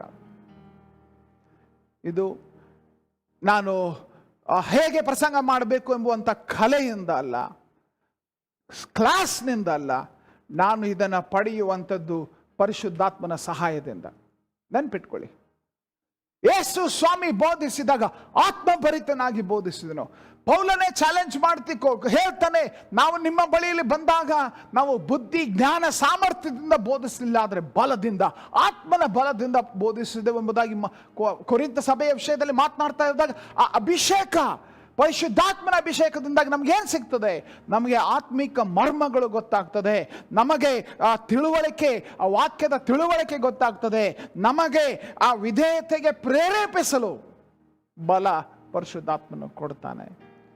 ಅಷ್ಟು ಮಾತ್ರವಲ್ಲ ಪ್ರಿಯರೇ, ನಾವು ಸೈತಾನನೊಂದಿಗೆ ಯುದ್ಧದಲ್ಲಿ, ಮೂರನೇದಾಗಿ ಪರಿಶುದ್ಧಾತ್ಮನ ಸಹಾಯ, ಆತ್ಮೀಕ ಯುದ್ಧದಲ್ಲಿ ಆತನು ನಮಗೆ ಸಹಾಯ ಮಾಡ್ತಾನೆ. ಆತ್ಮಿಕ ಯುದ್ಧದಲ್ಲಿ. ಓಕೆ, ಇದನ್ನು ನಾವು ಮರಿಬಾರ್ದು.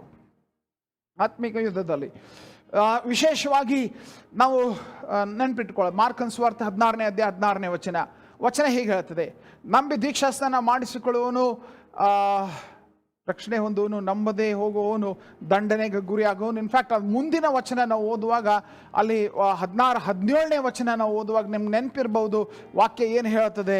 ಅಲ್ಲಿ ಹೇಳುವಂಥ ಮಾತು, ಹಾವುಗಳನ್ನು, ಚೇಳುಗಳನ್ನು, ವೈರ್ಯ ಸಮಸ್ತ ಬಲವನ್ನು ಆತನು ತುಳಿಯುವುದಕ್ಕೆ ನಮಗೆ ಆ ವಾಕ್ಯದಲ್ಲಿ ಅಧಿಕಾರ ಕೊಟ್ಟಿರುವಂಥದ್ದನ್ನು ನಾವು ನೋಡ್ತೇವೆ. 16 ಓದಿದ್ದೇವೆ. 17ನೇ ವಚನ ನೋಡ್ರಿ, ಇದಲ್ಲದೆ ನಂಬುವವರಿಂದ ಈ ಸೂಚಕ ಕಾರ್ಯಗಳು ಉಂಟಾಗುವವು, ನನ್ನ ಹೆಸರನ್ನು ಹೇಳಿ ದೆವ್ವಗಳನ್ನು ಬಿಡಿಸುವರು, ಹೊಸ ಭಾಷೆಗಳಿಂದ ಮಾತಾಡುವರು, ಹಾವುಗಳನ್ನು ಎತ್ತುವರು, ವಿಷ ಪದಾರ್ಥವನ್ನೇನಾದರೂ ಕುಡಿದರೂ ಅವರಿಗೆ ಯಾವ ಕೇಡು ಆಗುವುದಿಲ್ಲ, ಅವರು ರೋಗಿಗಳ ಮೇಲೆ ಕೈ ಇಟ್ಟರೆ ಅವರಿಗೆ ಗುಣವಾಗುವುದು ಎಂದು ಹೇಳಿದನು. ವಾಕ್ಯ ಹೇಳ್ತಾ ಇದೆ. ಓಕೆ, ಈ ಒಂದು ದೆವ್ವಗಳನ್ನು ಬಿಡಿಸುವರು, ಹಾವುಗಳನ್ನು, ಚೇಳುಗಳನ್ನು, ವೈರ್ಯ ಸಮಸ್ತ, ಒಂದು ವೇಳೆ ಸೈತಾನನ ಪ್ರತಿಯೊಂದು ಕಾರ್ಯಗಳನ್ನು ತುಳಿಯುವುದಕ್ಕೋಸ್ಕರ ಕಾರ್ಯ ಮಾಡಲಿಕ್ಕೆ ನಮಗೆ ಕರ್ತನು ಕೊಡ್ತಾನೆ. ಯಾಕಂದರೆ ಸ್ವಾರ್ಥ ಸೇವೆ ಎಂಬುದಾಗಿ ನಾವು ಹೇಳುವಾಗ ದುರಾತ್ಮನ ಸೇನೆಯನ್ನು ತುಳಿಯುವ ಕೆಲಸ ಅವು. ಹಾಗೆ ದೇವರ ಸೇವೆ ಅಂದರೆ ದುರಾತ್ಮನ ಕಾರ್ಯಗಳನ್ನು ತುಳಿಯುವ ಕೆಲಸ ಅದು. ಇದನ್ನು ಮರಿಬಾರದು. ಇನ್ಫ್ಯಾಕ್ಟ್ ನಾವು ಮತ್ತಾಯನ ಸುವಾರ್ತೆ 12ನೇ ಅಧ್ಯಾಯದೊಳಗೆ 28ನೇ ವಚನ ನೋಡುವಾಗ ಅಲ್ಲಿ ಗಮನಿಸ್ರಿ, ನಾನು ದೇವರ ಆತ್ಮನ ಬಲದಿಂದಲೇ ದೆವ್ವಗಳನ್ನು ಬಿಡಿಸುವುದಾದರೆ ದೇವರ ರಾಜ್ಯವು ನಿಮ್ಮ ಹತ್ತಿರಕ್ಕೆ ಬಂತಲ್ಲ. ಯೇಸು ಸ್ವಾಮಿ ಹೇಳಿದ್ದು, ಆತನು ದೆವ್ವಗಳನ್ನು ಬಿಡಿಸಿದ್ದು, ಆತನ ದೆವ್ವಗಳನ್ನು ಬಿಡಿಸಿದ್ದು ನೆನ್ಪಿಟ್ಕೊಳ್ಳಿ. ಯೇಸು ಸ್ವಾಮಿಯ ಮಾತಿದು, ದೇವರಾತ್ಮನ ಬಲದಿಂದಲೇ. ಯಾಕಂದರೆ ಬಲ ಪರಿಶುದ್ಧಾತ್ಮನು ನಮಗೆ ಕೊಡ್ತಾನೆ. ಬಲದಿಂದ ನಾವು ದುರಾತ್ಮನ ಆತ್ಮಿಕ ಯುದ್ಧದಲ್ಲಿ, ಆತ್ಮಿಕ ಹೋರಾಟದಲ್ಲಿ ಸೈತಾನನ ಕಾರ್ಯಗಳನ್ನು ತುಳಿಯುವುದಕ್ಕೆ ಸಾಧ್ಯವಾಗ್ತದೆ. ಹಾಗೆ ನಾವು ಪ್ರಿಯರೇ ಗಮನಿಸಬೇಕು, ಸೈತಾನನ ಯೋಚನೆಗಳನ್ನು ಸೋಲಿಸುವುದಕ್ಕೆ ಪರಿಶುದ್ಧಾತ್ಮನು ನಮಗೆ ಸಹಾಯ ಮಾಡ್ತಾನೆ.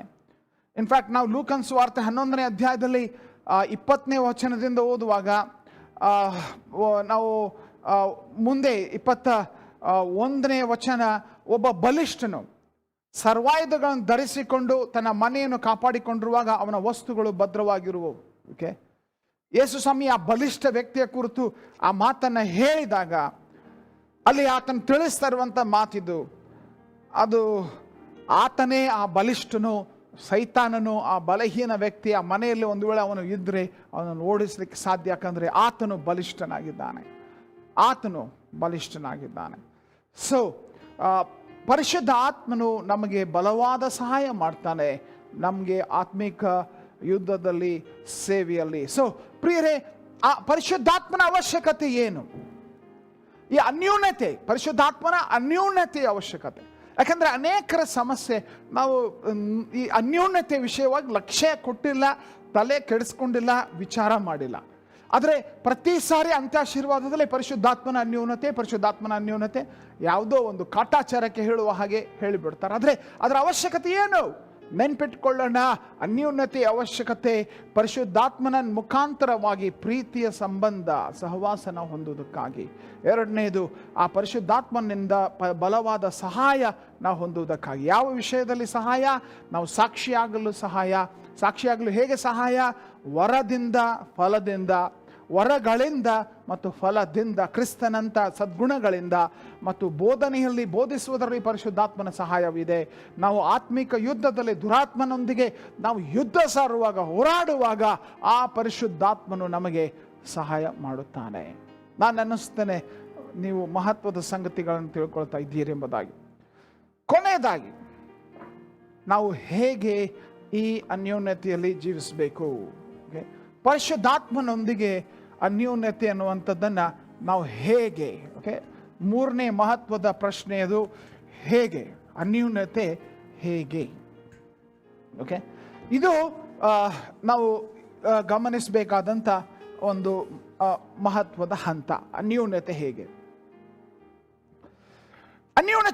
ಎಂಬುದಾಗಿ ಹೇಳುವ ಅದರ ವಿಷಯವಾಗಿ ತಿಳ್ಕೊಳ್ಳೋದಕ್ಕಿಂತ ಮೊದಲು ಫಸ್ಟ್ ಅನ್ಯೂನ್ಯತೆ ಹೊಂದಲು, ಪರಿಶುದ್ಧಾತ್ಮನೊಂದಿಗೆ ಅನ್ಯೂನ್ಯತೆ ಹೊಂದಲು ಸಿದ್ಧತೆ ನೋಡೋಣ.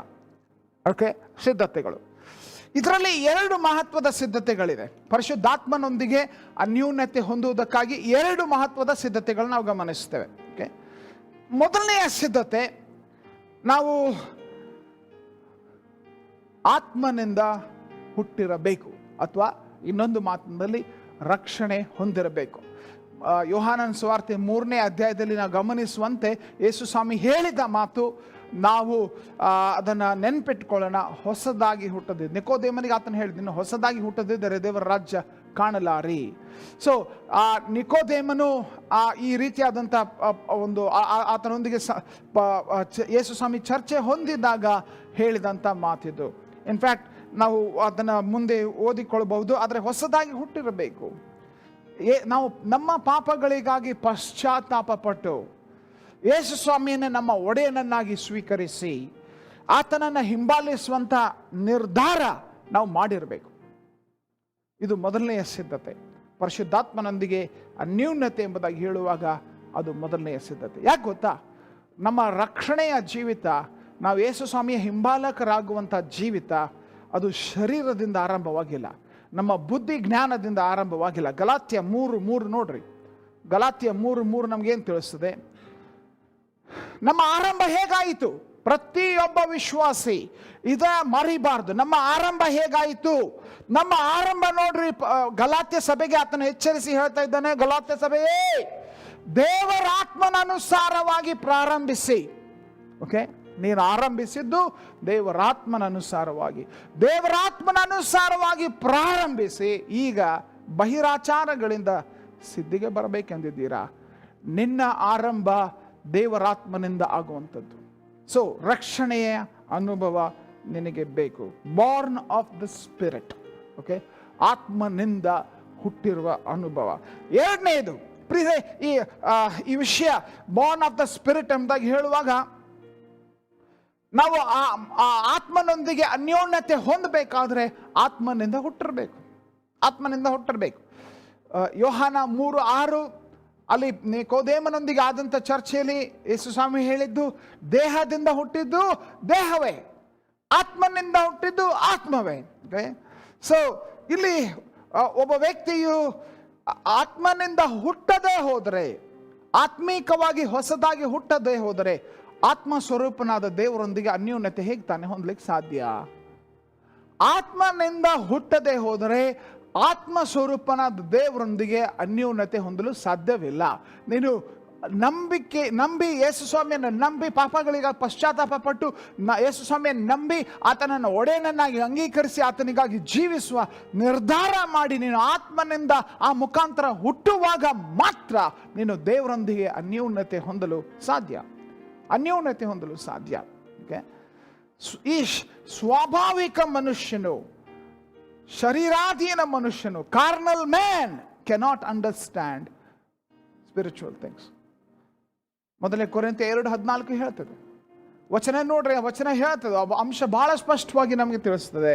ಪ್ರಾಕೃತ ಮನುಷ್ಯನು ದೇವರಾತ್ಮನ ವಿಷಯಗಳನ್ನು ಬೇಡನ್ನುತ್ತಾನೆ. ಅವು ಅವನಿಗೆ ಹುಚ್ಚು ಮಾತಾಗಿ ತೋರುತ್ತದೆ. ಅವು ಆತ್ಮ ವಿಚಾರದಿಂದ ತಿಳಿಯತಕ್ಕವುಗಳಾಗಿರಲಾಗಿ ಅವನು ಅವುಗಳನ್ನು ಗ್ರಹಿಸ. ಆತ್ಮವಿಚಾರದಿಂದ ನೀನು ರಕ್ಷಣೆ ಹೊಂದುವಾಗ ಆತ್ಮವಿಚಾರ, ನೀನು ರಕ್ಷಣೆ ಹೊಂದುವಾಗ ಆ ವಚನ ನೋಡೋಣ. ಪ್ರಾಕೃತ ಮನುಷ್ಯನಲ್ಲ, ದೇವರಾತ್ಮನ ವಿಷಯಗಳನ್ನು ನೀನು ತಿಳಿಯುವುದಕ್ಕಾಗಿ, ಆತ್ಮವಿಚಾರವನ್ನು ನೀನು ತಿಳಿಯುವುದಕ್ಕಾಗಿ, ಆತ್ಮಿಕ ವ್ಯಕ್ತಿಯಾಗಿ ನೀನು ತಿಳ್ಕೊಳ್ಳುವುದಕ್ಕೆ ಸಾಧ್ಯವೇ ಹೊರತು ಪ್ರಾಕೃತ ಶರೀರಾಧೀನ ಮನುಷ್ಯನಾಗಿ ತಿಳ್ಕೊಳ್ಳುವುದಕ್ಕೆ ಸಾಧ್ಯವಿಲ್ಲ. ಸೊ ಸಿದ್ಧತೆ ಮಾಡಿಕೊಳ್ಳುವಂಥದ್ದು ಏನು? ಎರಡನೇದು, ನಾವು ಆತ್ಮಭರಿತರಾಗಿರಬೇಕು. ಅಪೊಸ್ತಲರ ಕೃತ್ಯ 2ನೇ ಅಧ್ಯಾಯ ಮೊದಲಿನ 4 ವಚನ ಓದುವಾಗ, ಆ 50ಮ ದಿನ ಬಂದಿರಲಾಗಿ ಅವರೆಲ್ಲರೂ ಏಕ ಮನಸ್ಸಿನಿಂದ ಒಂದೇ ಸ್ಥಳದಲ್ಲಿ ಕೂಡಿದರು. ಆಗ ಬಿರುಗಾಳಿ ಬೀಸಿದೋ ಎಂಬಂತೆ ಪಕ್ಕನೆ ಆಕಾಶದೊಳಗಿಂದ ಒಂದು ಶಬ್ದ ಉಂಟಾಗಿ ಅವರು ಕೂತಿದ್ದ ಮನೆಯನ್ನೆಲ್ಲ ತುಂಬಿಕೊಂಡಿತು. ಅದಲ್ಲದೆ ಉರಿಯಂತಿದ್ದ ನಾಲಿಗೆಗಳು ವಿಂಗಡಿಸಿಕೊಳ್ಳುವ ಹಾಗೆ ಅವರಿಗೆ ಕಾಣಿಸಿ ಅವರಲ್ಲಿ ಒಬ್ಬೊಬ್ಬರ ಮೇಲೆ ಒಂದೊಂದಾಗಿ ಕೂತುಕೊಂಡವು. ಆಗ ಅವರೆಲ್ಲರೂ, ಇಂಪಾರ್ಟೆಂಟ್ ವರ್ಡ್, ಪವಿತ್ರಾತ್ಮ ಭರಿತರಾಗಿ, ವೆರಿ ಇಂಪಾರ್ಟೆಂಟ್ ವರ್ಡ್, ಪವಿತ್ರಾತ್ಮ ಭರಿತರಾಗಿ. ಈ ಅನ್ಯೋನ್ಯತೆ ನಾವು ಪರಿಶುದ್ಧಾತ್ಮನೊಂದಿಗೆ ಹೊಂದಬೇಕಾದ್ರೆ ಈ ಪವಿತ್ರಾತ್ಮ ಭರಿತರಾಗಿರಬೇಕು. ಆ ಆತ್ಮನು ತಮಗೆ ನುಡಿಯುವ ಶಕ್ತಿಯನ್ನು ಕೊಡುವ ಪ್ರಕಾರ ಬೇರೆ ಬೇರೆ ಭಾಷೆಗಳಿಂದ ಮಾತಾಡುವುದಕ್ಕೆ ಪ್ರಾರಂಭಿಸಿದರು. ಪವಿತ್ರಾತ್ಮ ಭರಿತರಾಗಿ ರಕ್ಷಣೆ ಹೊಂದಬೇಕು. ಎರಡನೇದು ಪವಿತ್ರಾತ್ಮ ಭರಿತರಾಗಬೇಕು. ಓಕೆ, ಇದು ಇನ್ಫ್ಯಾಕ್ಟ್ ನಾವು ಆತ್ಮ ಭರಿತರಾಗಿರ್ಬೇಕಂದಾಗ ಹೇಳುವಾಗ ಆತ್ಮಿಕ ವಿಷಯಗಳಿಗಾಗಿ ನಾವು ಒಂದು ನೆನಪಿಟ್ಕೊಳ್ಳೋಣ. ಪರಿಶುದ್ಧಾತ್ಮ ಭರಿತರಾಗುವಾಗ ಸಾಮರ್ಥ್ಯ ಹೆಚ್ಚಾಗ್ತದೆ ರೀ. ಪರಿಶುದ್ಧಾತ್ಮನ ಬಲದಿಂದಾಗಿ, ಪರಿಶುದ್ಧಾತ್ಮನ ಅಭಿಷೇಕ, ಆತ್ಮ ಭರಿತರಾಗುವಾಗ ನಮ್ಮ ಸಾಮರ್ಥ್ಯ ಹೆಚ್ಚಾಗ್ತದೆ.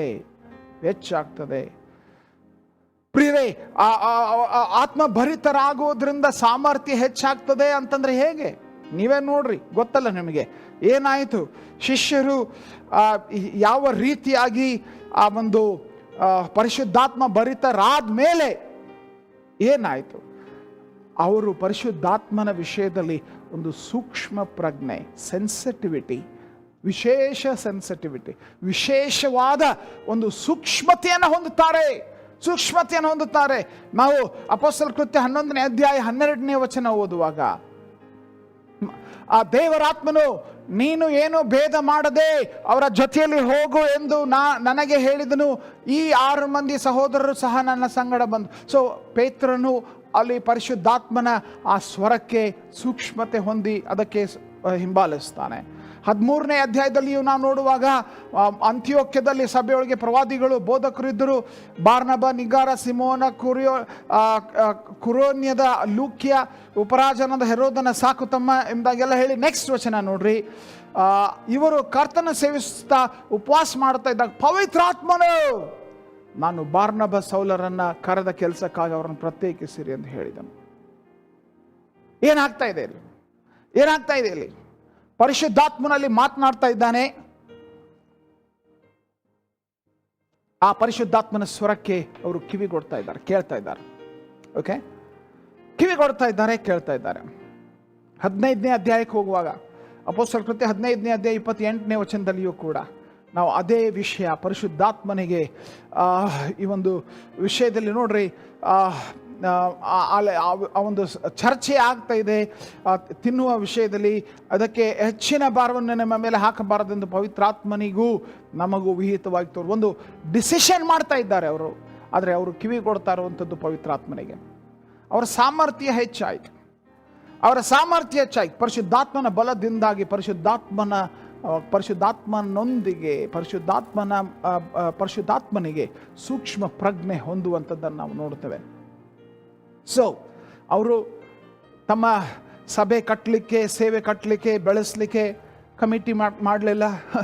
ಅವರು ಅಜೆಂಡಾಗ ಇಟ್ಕೊಳ್ಳಿಲ್ಲ, ಜನರಲ್ ಬಾಡಿ ಮೀಟಿಂಗ್ ಮಾಡಲಿಲ್ಲ. ಪರಿಶುದ್ಧಾತ್ಮನಿಗೆ ಕಿವಿಗೊಟ್ಟರು, ಪರಿಶುದ್ಧಾತ್ಮನಿಗೆ ಅವರು ಕಿವಿಗೊಟ್ಟರು. ಆ ಪರಿಶುದ್ಧಾತ್ಮನಿಂದ ಅವರ ಸಾಮರ್ಥ್ಯ ಹೆಚ್ಚಾಗ್ತಾ ಹೋಯಿತು, ಬಲ ಹೆಚ್ಚಾಗ್ತಾ ಹೋಯಿತು, ಸೇವೆ ಹೆಚ್ಚಾಗ್ತಾ ಹೋಯಿತು. ಓಕೆ, ಸೊ ಹೇಗೆ ಎಂಬುದಾಗಿ ಹೇಳುವಾಗ ಈ ಎರಡು ಸಿದ್ಧತೆಗಳು ಬೇಕೇ ಬೇಕು. ನಮಗೆ ರಕ್ಷಣೆ ಹೊಂದಿರಬೇಕು, ಪರಿಶುದ್ಧಾತ್ಮ ಭರಿತರಾಗಿರಬೇಕು. ಆದರೆ ಒಂದು ಸಮಸ್ಯೆ ಇದೆ. ಆ ಸಮಸ್ಯೆಯ ವಿಷಯದಲ್ಲಿ ನಾನು ತಿಳಿಸ್ಬಿಡ್ತೇನೆ. ಮೊದಲನೇದಾಗಿ ಬಹಳ ಇಂಪಾರ್ಟೆಂಟ್ ಅದು. ಅನೇಕರು ರಕ್ಷಣೆ ಹೊಂದಿದ ಮೇಲೆ, ಪರಿಶುದ್ಧಾತ್ಮನ ಕಾರ್ಯದಿಂದ ರಕ್ಷಣೆ ಹೊಂದಿದ ಮೇಲೆ ಅಲ್ಲೇ ನಿಂತು ಬಿಡ್ತಾರೆ. ಸ್ಟಾಪ್, ಪಾರ್ಕ್ ಆಗಿಬಿಡ್ತಾರೆ, ಅಲ್ಲೇ ನಿಂತು ಬಿಡ್ತಾರೆ. ಆ ಅನುಭವ ಅಲ್ಲಿಗೆ ಮುಗೀತವ್ರದ್ದು. ಆದರೆ ಅವರು ಮಾಡಬೇಕಾದದ್ದು ಏನು? ಪರಿಶುದ್ಧಾತ್ಮ ಭರಿತರಾಗಬೇಕು, ಪರಿಶುದ್ಧಾತ್ಮ ಭರಿತರಾಗಬೇಕು.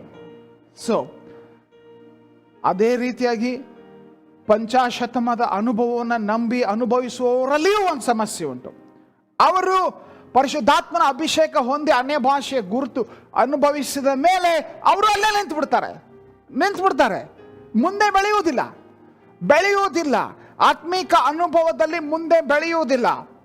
ಇನ್ಫ್ಯಾಕ್ಟ್ ಅವರ ಯೋಚನೆಯಲ್ಲಿ ಪರಿಶುದ್ಧಾತ್ಮನ ಅಭಿಷೇಕ ಅದು ಇನ್ನೊಂದು ಫಿನಿಶ್ ಲೈನ್, ಅಂದರೆ ಈ ಓಟದ ಕೊನೆಯ ಒಂದು ಲೈನ್, ಅದನ್ನು ದಾಟಿದ್ರೆ ಮುಗೀತು.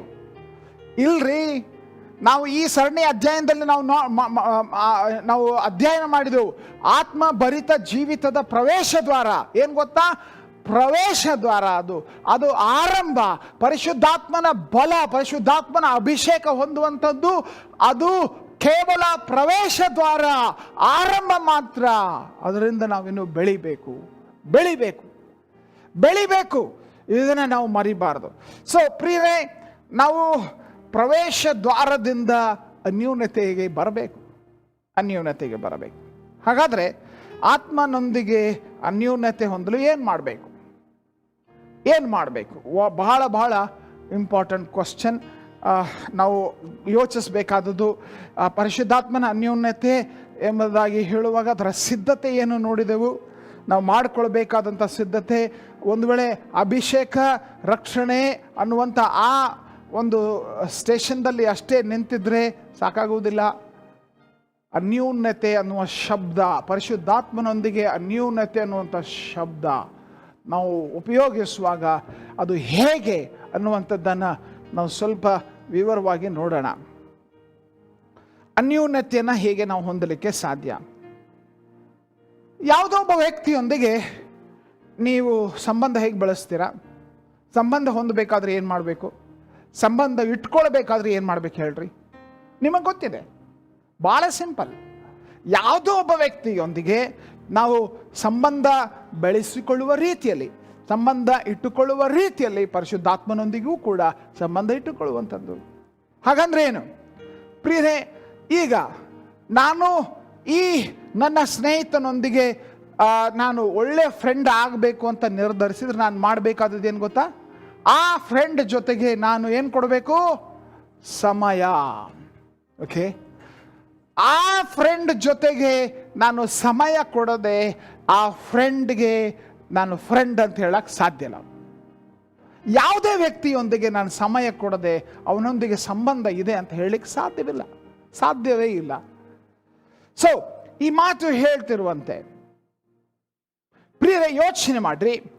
ನಾವು ಪರಿಶುದ್ಧಾತ್ಮನ ಅನ್ಯೋನ್ಯತೆ, ಪರಿಶುದ್ಧಾತ್ಮನ ಸಂಬಂಧ ಎಂಬುದಾಗಿ ನಾವು ಮಾತನಾಡುವಾಗ ಪರಿಶುದ್ಧಾತ್ಮನೊಂದಿಗೆ ಅನ್ಯೋನ್ಯತೆಗಾಗಿ ಸಮಯ ಕೊಡಬೇಕು.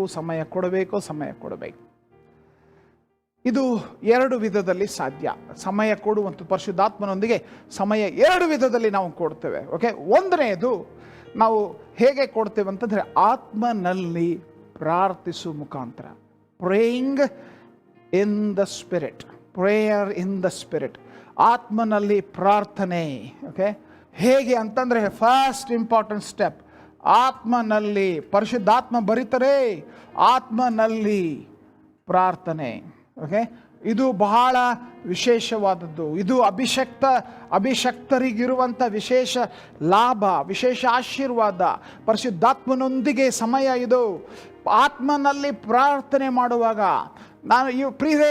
ನಾವು ಆತ್ಮನಲ್ಲಿ ಪ್ರಾರ್ಥನೆ ಎಂಬುದಾಗಿ ಹೇಳುವಾಗ, ಪರಿಶುದ್ಧಾತ್ಮನಲ್ಲಿ ಪ್ರಾರ್ಥನೆ ಅಂತ ಹೇಳುವಾಗ, ಪರಿಶುದ್ಧಾತ್ಮ ಭರಿತ ಪ್ರಾರ್ಥನೆ ಅಂತ ಹೇಳುವಾಗ ಅನ್ಯ ಭಾಷೆಗಳ ಪ್ರಾರ್ಥನೆ, ಅನ್ಯ ಭಾಷೆಗಳಲ್ಲಿ ಪ್ರಾರ್ಥನೆಯಲ್ಲಿ ಸಮಯ ಕಳೆಯುವಂಥದ್ದು, ಅನ್ಯ ಭಾಷೆಗಳಲ್ಲಿ ಪ್ರಾರ್ಥನೆಯಲ್ಲಿ ಸಮಯ ಕಳೆಯುವಂಥದ್ದು ಆತ್ಮನಲ್ಲಿ ಪ್ರಾರ್ಥನೆ. Prayer in the spirit is the prayer that we do by speaking in tongues in prayer. ಪ್ರಾರ್ಥನೆಯಲ್ಲಿ ನಾವು ಅನ್ಯ ಭಾಷೆಯಲ್ಲಿ ಸಮಯ ಕಳೆಯುವಂಥದ್ದು. ಸೊ ನಾವು ಹೆಚ್ಚು ಆ ಒಂದು ಅನ್ಯ ಭಾಷೆಯಲ್ಲಿ ಪ್ರಾರ್ಥನೆಯಲ್ಲಿ ಸಮಯ ಕಳುತ್ತಾ ಹೋಗುವಾಗ ನಾವು ಬೆಳೆಯುತ್ತಾ ಸಾಗ್ತೇವೆ, ನಾವು ಬಲಗೊಳ್ಳುತ್ತಾ ಸಾಗ್ತೇವೆ. We will grow. ಪರಿಶುದ್ಧಾತ್ಮನೊಂದಿಗೆ ಸಂಬಂಧ ಬೆಳೀತದೆ ಮತ್ತು ನಾವು ಆ ಸಂಬಂಧ ಇನ್ನೂ ಬಲಗೊಳ್ಳುತ್ತದೆ. ಯಾಕೆ? ನಾವು ಪ್ರಾರ್ಥನೆ ಮಾಡ್ತಾ ಇರುವಂಥದ್ದು ಆತ್ಮನಲ್ಲಿ ಪ್ರಾರ್ಥಿಸ್ತಾ ಇದ್ದೇವೆ. ಇಲ್ಲಿ ಒಂದು ಉದಾಹರಣೆ ನಾನು ಕೊಡಲು ಬಯಸ್ತೇನೆ. ಜಗತ್ತಿನ ದೊಡ್ಡ ಸಭಾಪಾಲಕರು, ಸುಮಾರು 22-23 ಲಕ್ಷ ವಿಶ್ವಾಸಿಗಳಿರುವ ಸಭೆಯ ಆಗಿದ್ದಂಥ ಡಾಕ್ಟರ್ ಪೌಲ್ ಯಾನ್ಗಿಚ್ ಅವರ ಒಂದು ಪುಸ್ತಕ ಇದೆ, ಸಕ್ಸಸ್ಫುಲ್ ಹೋಮ್ ಸೆಲ್ ಗ್ರೂಪ್ಸ್ ಎಂಬುದಾಗಿ. ಆ ಪುಸ್ತಕದಲ್ಲಿ ಪುಟ 131ನೇ ಅಧ್ಯಾಯದಲ್ಲಿ ಅವರು ಒಂದು ವಿಶೇಷ ತಮ್ಮ ಅನುಭವ ಬರೀತಾರೆ. ಓಕೆ, ಅವರು ಹೇಳ್ತಾರೆ, ನಾನು ಅನ್ಯ ಭಾಷೆಯಲ್ಲಿ ಪ್ರಾರ್ಥಿಸ್ತೇನೆ. ಅದು ವಿಶೇಷವಾಗಿ ಪರಿಶುದ್ಧಾತ್ಮನ ಪ್ರಸನ್ನತೆ, ದೇವರ ಸಾನ್ನಿಧ್ಯ ನನ್ನೊಂದಿಗೆ ಇರುವುದರ ಕುರಿತು ಈ ಅನ್ಯ ಭಾಷೆಯ ಪ್ರಾರ್ಥನೆ ನನಗೆ ಸಹಾಯ ಮಾಡ್ತದೆ. ನನ್ನ ವೈಯಕ್ತಿಕ ಪ್ರಾರ್ಥನೆಯಲ್ಲಿ ನಾನು ಅನ್ಯ ಭಾಷೆಯಲ್ಲಿ ಪ್ರಾರ್ಥಿಸ್ತೇನೆ. ನನ್ನ ಪ್ರಾರ್ಥನೆಯ 60% 60% of my prayer is speaking in tongues. 60% ನಾನು ಅನ್ಯ ಭಾಷೆಯಲ್ಲಿ ಪ್ರಾರ್ಥಿಸ್ತೇನೆ. I pray in tongues when I sleep. ಮಲಗಲು ಹೋಗುವಾಗ ನಾನು ಅನ್ಯ ಭಾಷೆಯಲ್ಲಿ ಪ್ರಾರ್ಥಿಸ್ತೇನೆ. I wake up praying in tongues. ನಾನು ಎದ್ದೇಳುವಾಗ ಅನ್ಯ ಭಾಷೆ ಮಾತನಾಡ್ತಾ ಆರಂಭಿಸ್ತೇನೆ. I pray in tongues while I am studying the Bible ಅಭ್ಯಾಸ ಮಾಡ್ತಿರುವಾಗ ಅನ್ಯ ಭಾಷೆಯಲ್ಲಿ ಪ್ರಾರ್ಥಿಸ್ತೇನೆ. I pray in tongues during my personal devotion. ನಾನು ವೈಯಕ್ತಿಕವಾಗಿ ಆತ್ಮಿಕ ಧ್ಯಾನ ಕ್ವೈಟ್ ಟೈಮ್ ಮಾಡುವಾಗ ಅನ್ಯ ಭಾಷೆಯಲ್ಲಿ ಮಾತನಾಡ್ತೇನೆ. ಒಂದು ವೇಳೆ ಈ ಕಾರ್ಯ ಮಾಡದೆ ಹೋಗಿದ್ರೆ ನನ್ನ ಸಭೆ ಇಷ್ಟೊಂದು ಬೆಳೆಯುತ್ತಿರಲಿಲ್ಲ ಅನ್ನುವ ಅರಿಕೆ ಅವರು ಮಾಡ್ತಾರೆ. So whenever I speak in tongues I cannot help but keep the Holi spirit in my consciousness. ನನ್ನ ಮನಸ್ಸಾಕ್ಷಿಯಲ್ಲಿ ನಾನು ಪರಿಶುದ್ಧಾತ್ಮನನ್ನು ಇಟ್ಟುಕೊಂಡೇ ಇದನ್ನು ಮಾಡಲಿಕ್ಕೆ ಸಾಧ್ಯ, ಹೊರತು ಇಲ್ಲ ಅಂದರೆ ನಾನು ಮಾಡಲಿಕ್ಕೆ ಸಾಧ್ಯವಿಲ್ಲ. ಓಕೆ, ಈ ಮಾತು ಹೇಳುವಾಗ ಅವರ ಅನುಭವ ತೊಗೊಂಡು ನಾವೇನು ಮಾಡಬೇಕ್ರಿ ಅಂತ ಕೆಲವರು ನೀವು ವಿಚಾರ ಮಾಡಿದರೆ, ಪ್ರಿಯರೇ, ಪೌಲನ ಮಾತು ನೋಡ್ರಿ. 1 ಕೊರಿಂಥ 14 ಅಲ್ಲಿ ಅವನ ಮಾತು ನೋಡ್ರಿ. ಯಾಕಂದ್ರೆ ನಾನು ವಾಣಿಯನ್ನಾಡುತ್ತೇನೆ, ವಾಣಿಯನ್ನಾಡುತ್ತಾ, ಈ ಶಬ್ದ ವಾಣಿಯನ್ನಾಡುತ್ತಾ ಅಂತಂದರೆ ಇಂಗ್ಲೀಷ್ನಲ್ಲಿ ನೋಡುವಾಗ ಅದು for I pray in tongues. Okay, for I pray in tongues ಅನ್ನುವಂಥ ಮಾತು. ಸೊ ಕನ್ನಡದಲ್ಲಿ ನೋಡೋಣ, ನಾನು ವಾಣಿಯನ್ನಾಡುತ್ತಾ ದೇವರನ್ನು ಪ್ರಾರ್ಥಿಸಿದರೆ ನನ್ನ ಆತ್ಮವು ಪ್ರಾರ್ಥಿಸುವುದೇ ಹೊರತು ನನ್ನ ಬುದ್ಧಿ ನಿಷ್ಫಲವಾಗಿರುವುದು. ನನ್ನ ಆತ್ಮವು ಪ್ರಾರ್ಥಿಸುವುದು, ನನ್ನ ಆತ್ಮವು ಪ್ರಾರ್ಥಿಸುವುದು. ನಾನು ವಾಣಿಯನ್ನಾಡುತ್ತಾ, ನಾನು ಅನ್ಯ ಭಾಷೆಗಳಲ್ಲಿ ಪ್ರಾರ್ಥಿಸುವಾಗ ನನ್ನ ಆತ್ಮವು ಪ್ರಾರ್ಥಿಸುವುದು. ಸೊ ಪರಿಶುದ್ಧಾತ್ಮನು ಆತ್ಮಭರಿತ ವ್ಯಕ್ತಿಯಲ್ಲಿ ಕಾರ್ಯ ಮಾಡಲಾರಂಭಿಸುವಾಗ ನಾವು ಅನ್ಯ ಭಾಷೆಗಳಲ್ಲಿ ಪ್ರಾರ್ಥಿಸುತ್ತೇವೆ. ಸೊ ಆ ಸಮಯ ವಿಶ್ವಾಸಿ ಪರಿಶುದ್ಧಾತ್ಮನೊಂದಿಗೆ ಅನ್ಯೂನ್ಯತೆ ಹೊಂದುವ ಸಮಯ ಅದು. ಆ ಸಮಯ ಪರಿಶುದ್ಧಾತ್ಮನೊಂದಿಗೆ ನಾವು ಅನ್ಯೋನ್ಯತೆ ಹೊಂದುತ್ತೇವೆ. ಸೊ ಆತ್ಮನಲ್ಲಿ ಪ್ರಾರ್ಥಿಸುವಾಗ, ಅನ್ಯ ಭಾಷೆಗಳಲ್ಲಿ ಮಾತನಾಡುವಾಗ ಪರಿಶುದ್ಧಾತ್ಮನೊಂದಿಗೆ ಅನ್ಯೂನ್ಯತೆ ನಾನು ಹೊಂದುತ್ತಾ ಇದ್ದೇನೆ, ಅನ್ಯೋನ್ಯತೆ ಹೊಂದುತ್ತಾ ಇದ್ದೇನೆ. ಅದಕ್ಕೆ ನಿಮ್ಗೆ ಗೊತ್ತಾ ಪೌಲನ ಮಾತು 18ನೇ ವಚನ ನೋಡ್ರಿ, ಅದೇ ಮೊದಲನೇ ಕೊರಿಂಥ 14:18 ನೋಡ್ರಿ.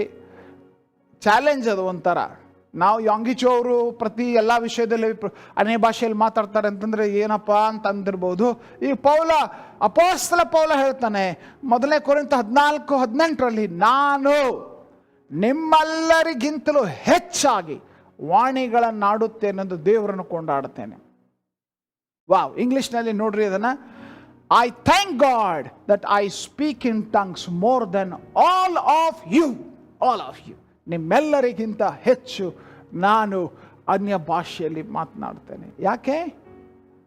ಪವಿತ್ರ ಆತ್ಮನೊಂದಿಗೆ ಅನ್ಯೋನ್ಯತೆ ಹೊಂದುವುದಕ್ಕಾಗಿ, ಪವಿತ್ರಾತ್ಮನೊಂದಿಗೆ ಅನ್ಯೋನ್ಯತೆ ಹೊಂದುವುದಕ್ಕಾಗಿ. ಈ 14ನೇ ವಚನದಲ್ಲಿ ಓದಿದಾಗ ನಾವು ನೋಡಿದೆವು ಏನಾಗ್ತದೆ. 14ನೇ ವಚನ, ವಾಣಿಯನ್ನಾಡುತ್ತಾ ದೇವರನ್ನ ಪ್ರಾರ್ಥಿಸಿದರೆ ನನ್ನ ಆತ್ಮವು ಪ್ರಾರ್ಥಿಸುವುದು ಹೊರತು ನನ್ನ ಬುದ್ಧಿ ನಿಷ್ಫಲ. ಸೊ ಆತ್ಮ, ಪರಿಶುದ್ಧಾತ್ಮನೊಂದಿಗೆ ಆ ಅನ್ಯೂನ್ಯತೆಯ ಸಮಯ, ಆ ಆತ್ಮಭರಿತ ಪ್ರಾರ್ಥನೆ, ಅನ್ಯ ಭಾಷೆಯ ಪ್ರಾರ್ಥನೆ. ಓಕೆ, ಸೊ ಕೊನೆಯದಾಗಿ ಆತ್ಮನಲ್ಲಿ ಪ್ರಾರ್ಥನೆ. ಆತ್ಮನಿಗೂ ನಾವು ಕೆಲವೊಂದು ಸಾರಿ ಈಗ ನಾವು ಹೆಚ್ಚಾಗಿ ಮಾಡ್ತೇವೆ, ಹೇಳ್ತೇವೆ ಅಂತ ಕೆಲವೊಂದು ಹಾಡುಗಳನ್ನು ಹಾಡ್ತೇವೆ. ಬನ್ನಿ ಪವಿತ್ರಾತ್ಮರೇ, ವೆಲ್ಕಮ್ ಹೋಲಿ ಸ್ಪಿರಿಟ್, ಈ ಹಾಡುಗಳನ್ನೆಲ್ಲ ಹಾಡ್ತೇವೆ. ಅಂದರೆ ಬೈಬಲ್ನಲ್ಲಿ ಆ್ಯಕ್ಚುಲಿ ನೀವು ನೋಡ್ರಿ, ಎಲ್ಲಿಯೂ ಕೂಡ ನಾವು ಪವಿತ್ರಾತ್ಮನಿಗೆ ಪ್ರಾರ್ಥಿಸ್ಬೇಕಂತಿಲ್ಲ. ಓಕೆ, ನಾವು ತಂದೆಯಾದ ದೇವರಿಗೆ ಯೇಸು ಕ್ರಿಸ್ತನ ಹೆಸರಿನಲ್ಲಿ ಪರಿಶುದ್ಧಾತ್ಮನ ಮೂಲಕ ನಾವು ಪ್ರಾರ್ಥಿಸಬೇಕೆಂಬುದಾಗಿ ಬೈಬಲ್ ಹೇಳ್ತದೆ ಅಲ್ವಾ. ಒಂದು ವಚನವೂ ಕೂಡ ಇಲ್ಲ ನಾವು ಪವಿತ್ರಾತ್ಮನಿಗೆ ಪ್ರಾರ್ಥಿಸಬೇಕೆಂಬುದಾಗಿ. ಆದರೆ ನಾವು ಆತನು ವ್ಯಕ್ತಿ ಆಗಿರುವುದರಿಂದ ಒಂದು ವೇಳೆ ಆ ಆತ್ಮನಿಗೆ ಬಾ, ನನಗೆ ಸಹಾಯ ಮಾಡು, ಬನ್ನಿ ಪವಿತ್ರಾತ್ಮ, welcome Holy Spirit, come help me, fill me, ಈ ಎಲ್ಲ ಆ ಒಂದು ವಿಜ್ಞಾಪನೆಗಳನ್ನು ಕೂಡ ನಾವು ಸಲ್ಲಿಸಬಹುದೇನೋ.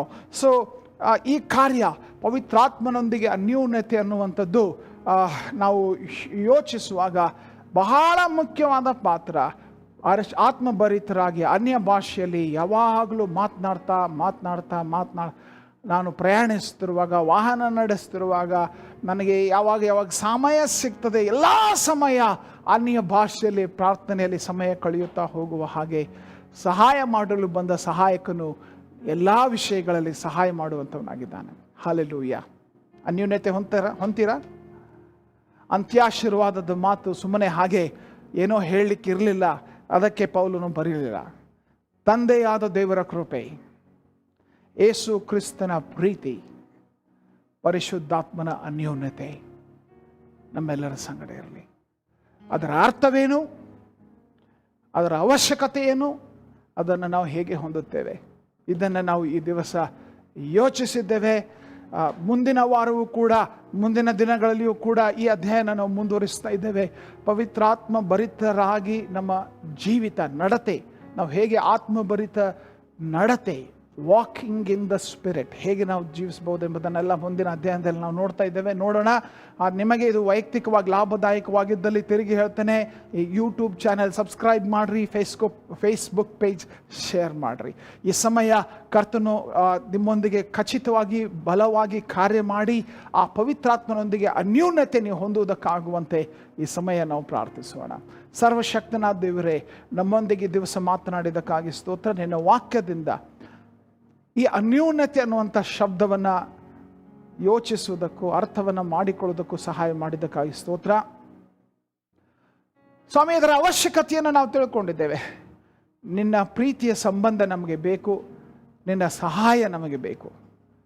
ಆದುದರಿಂದ ನಿನ್ನ ಅನ್ಯೂನ್ಯತೆ ನಮಗೆ ಬೇಕೇ ಬೇಕಪ್ಪ. ಕರ್ತನೇ, ನೀನು ನಮಗೆ ತಂದೆ ಇದನ್ನು ಸಾಧ್ಯಗೊಳಿಸ್ತಿದ್ದಕ್ಕಾಗಿ ಸ್ತೋತ್ರ. ನಾವು ಪ್ರಾರ್ಥನೆಯಲ್ಲಿ, ಆತ್ಮಭರಿತ ಪ್ರಾರ್ಥನೆಯಲ್ಲಿ ಹೆಚ್ಚು ಹೆಚ್ಚು ಸಮಯ ಕಳೆದು ಹೆಚ್ಚು ಹೆಚ್ಚು ಸಮಯ ಕೊಟ್ಟು ನಾವು ನಿನ್ನೊಂದಿಗೆ ಅನ್ಯೂನ್ಯತೆಯಲ್ಲಿ ಬಲವಾಗಿ ಬೆಳೆಯೋದಕ್ಕಾಗುವಂತೆ ಸಹಾಯ ಮಾಡು. ಈ ಕೂಟ, ಈ ಒಂದು ಕಾರ್ಯಕ್ರಮದಲ್ಲಿ, ಈ ಒಂದು ಸೆಷನ್ ವಿಡಿಯೋ ಮುಖಾಂತರ ನೋಡ್ತಾ ಇರೋ ಪ್ರತಿಯೊಬ್ಬರು ನಿನ್ನೊಂದಿಗೆ ನಿಜವಾಗ್ಲೂ ಅನ್ಯೋನ್ಯತೆ ಹೊಂದೋದಕ್ಕಾಗುವಂತೆ ಸಹಾಯ ಮಾಡುತ್ತಿದ್ದಕ್ಕಾಗಿ ಸ್ತೋತ್ರ. ಯೇಸು ಸ್ವಾಮಿ ಹೆಸರಿನಲ್ಲಿ ನಾವು ಪ್ರಾರ್ಥಿಸಿದ್ದೇವೆ ತಂದೆಯೇ, ಆಮೆನ್. ಪ್ರಿಯರೇ, ದೇವರು ನಿಮ್ಮನ್ನು ಆಶೀರ್ವದಿಸಲಿ. ಈ ಸೆಷನ್ ನಿಮಗೆ ವ್ಯಕ್ತಿಗತವಾಗಿ ಲಾಭದಾಯಕವಾಗಿದ್ದರೆ ದಯಮಾಡಿ ಶೇರ್ ಮಾಡಿರಿ, ಕಮೆಂಟ್ ಮಾಡಿರಿ. ದೇವರು ನಿಮ್ಮನ್ನು ಆಶೀರ್ವದಿಸಲಿ. God bless you.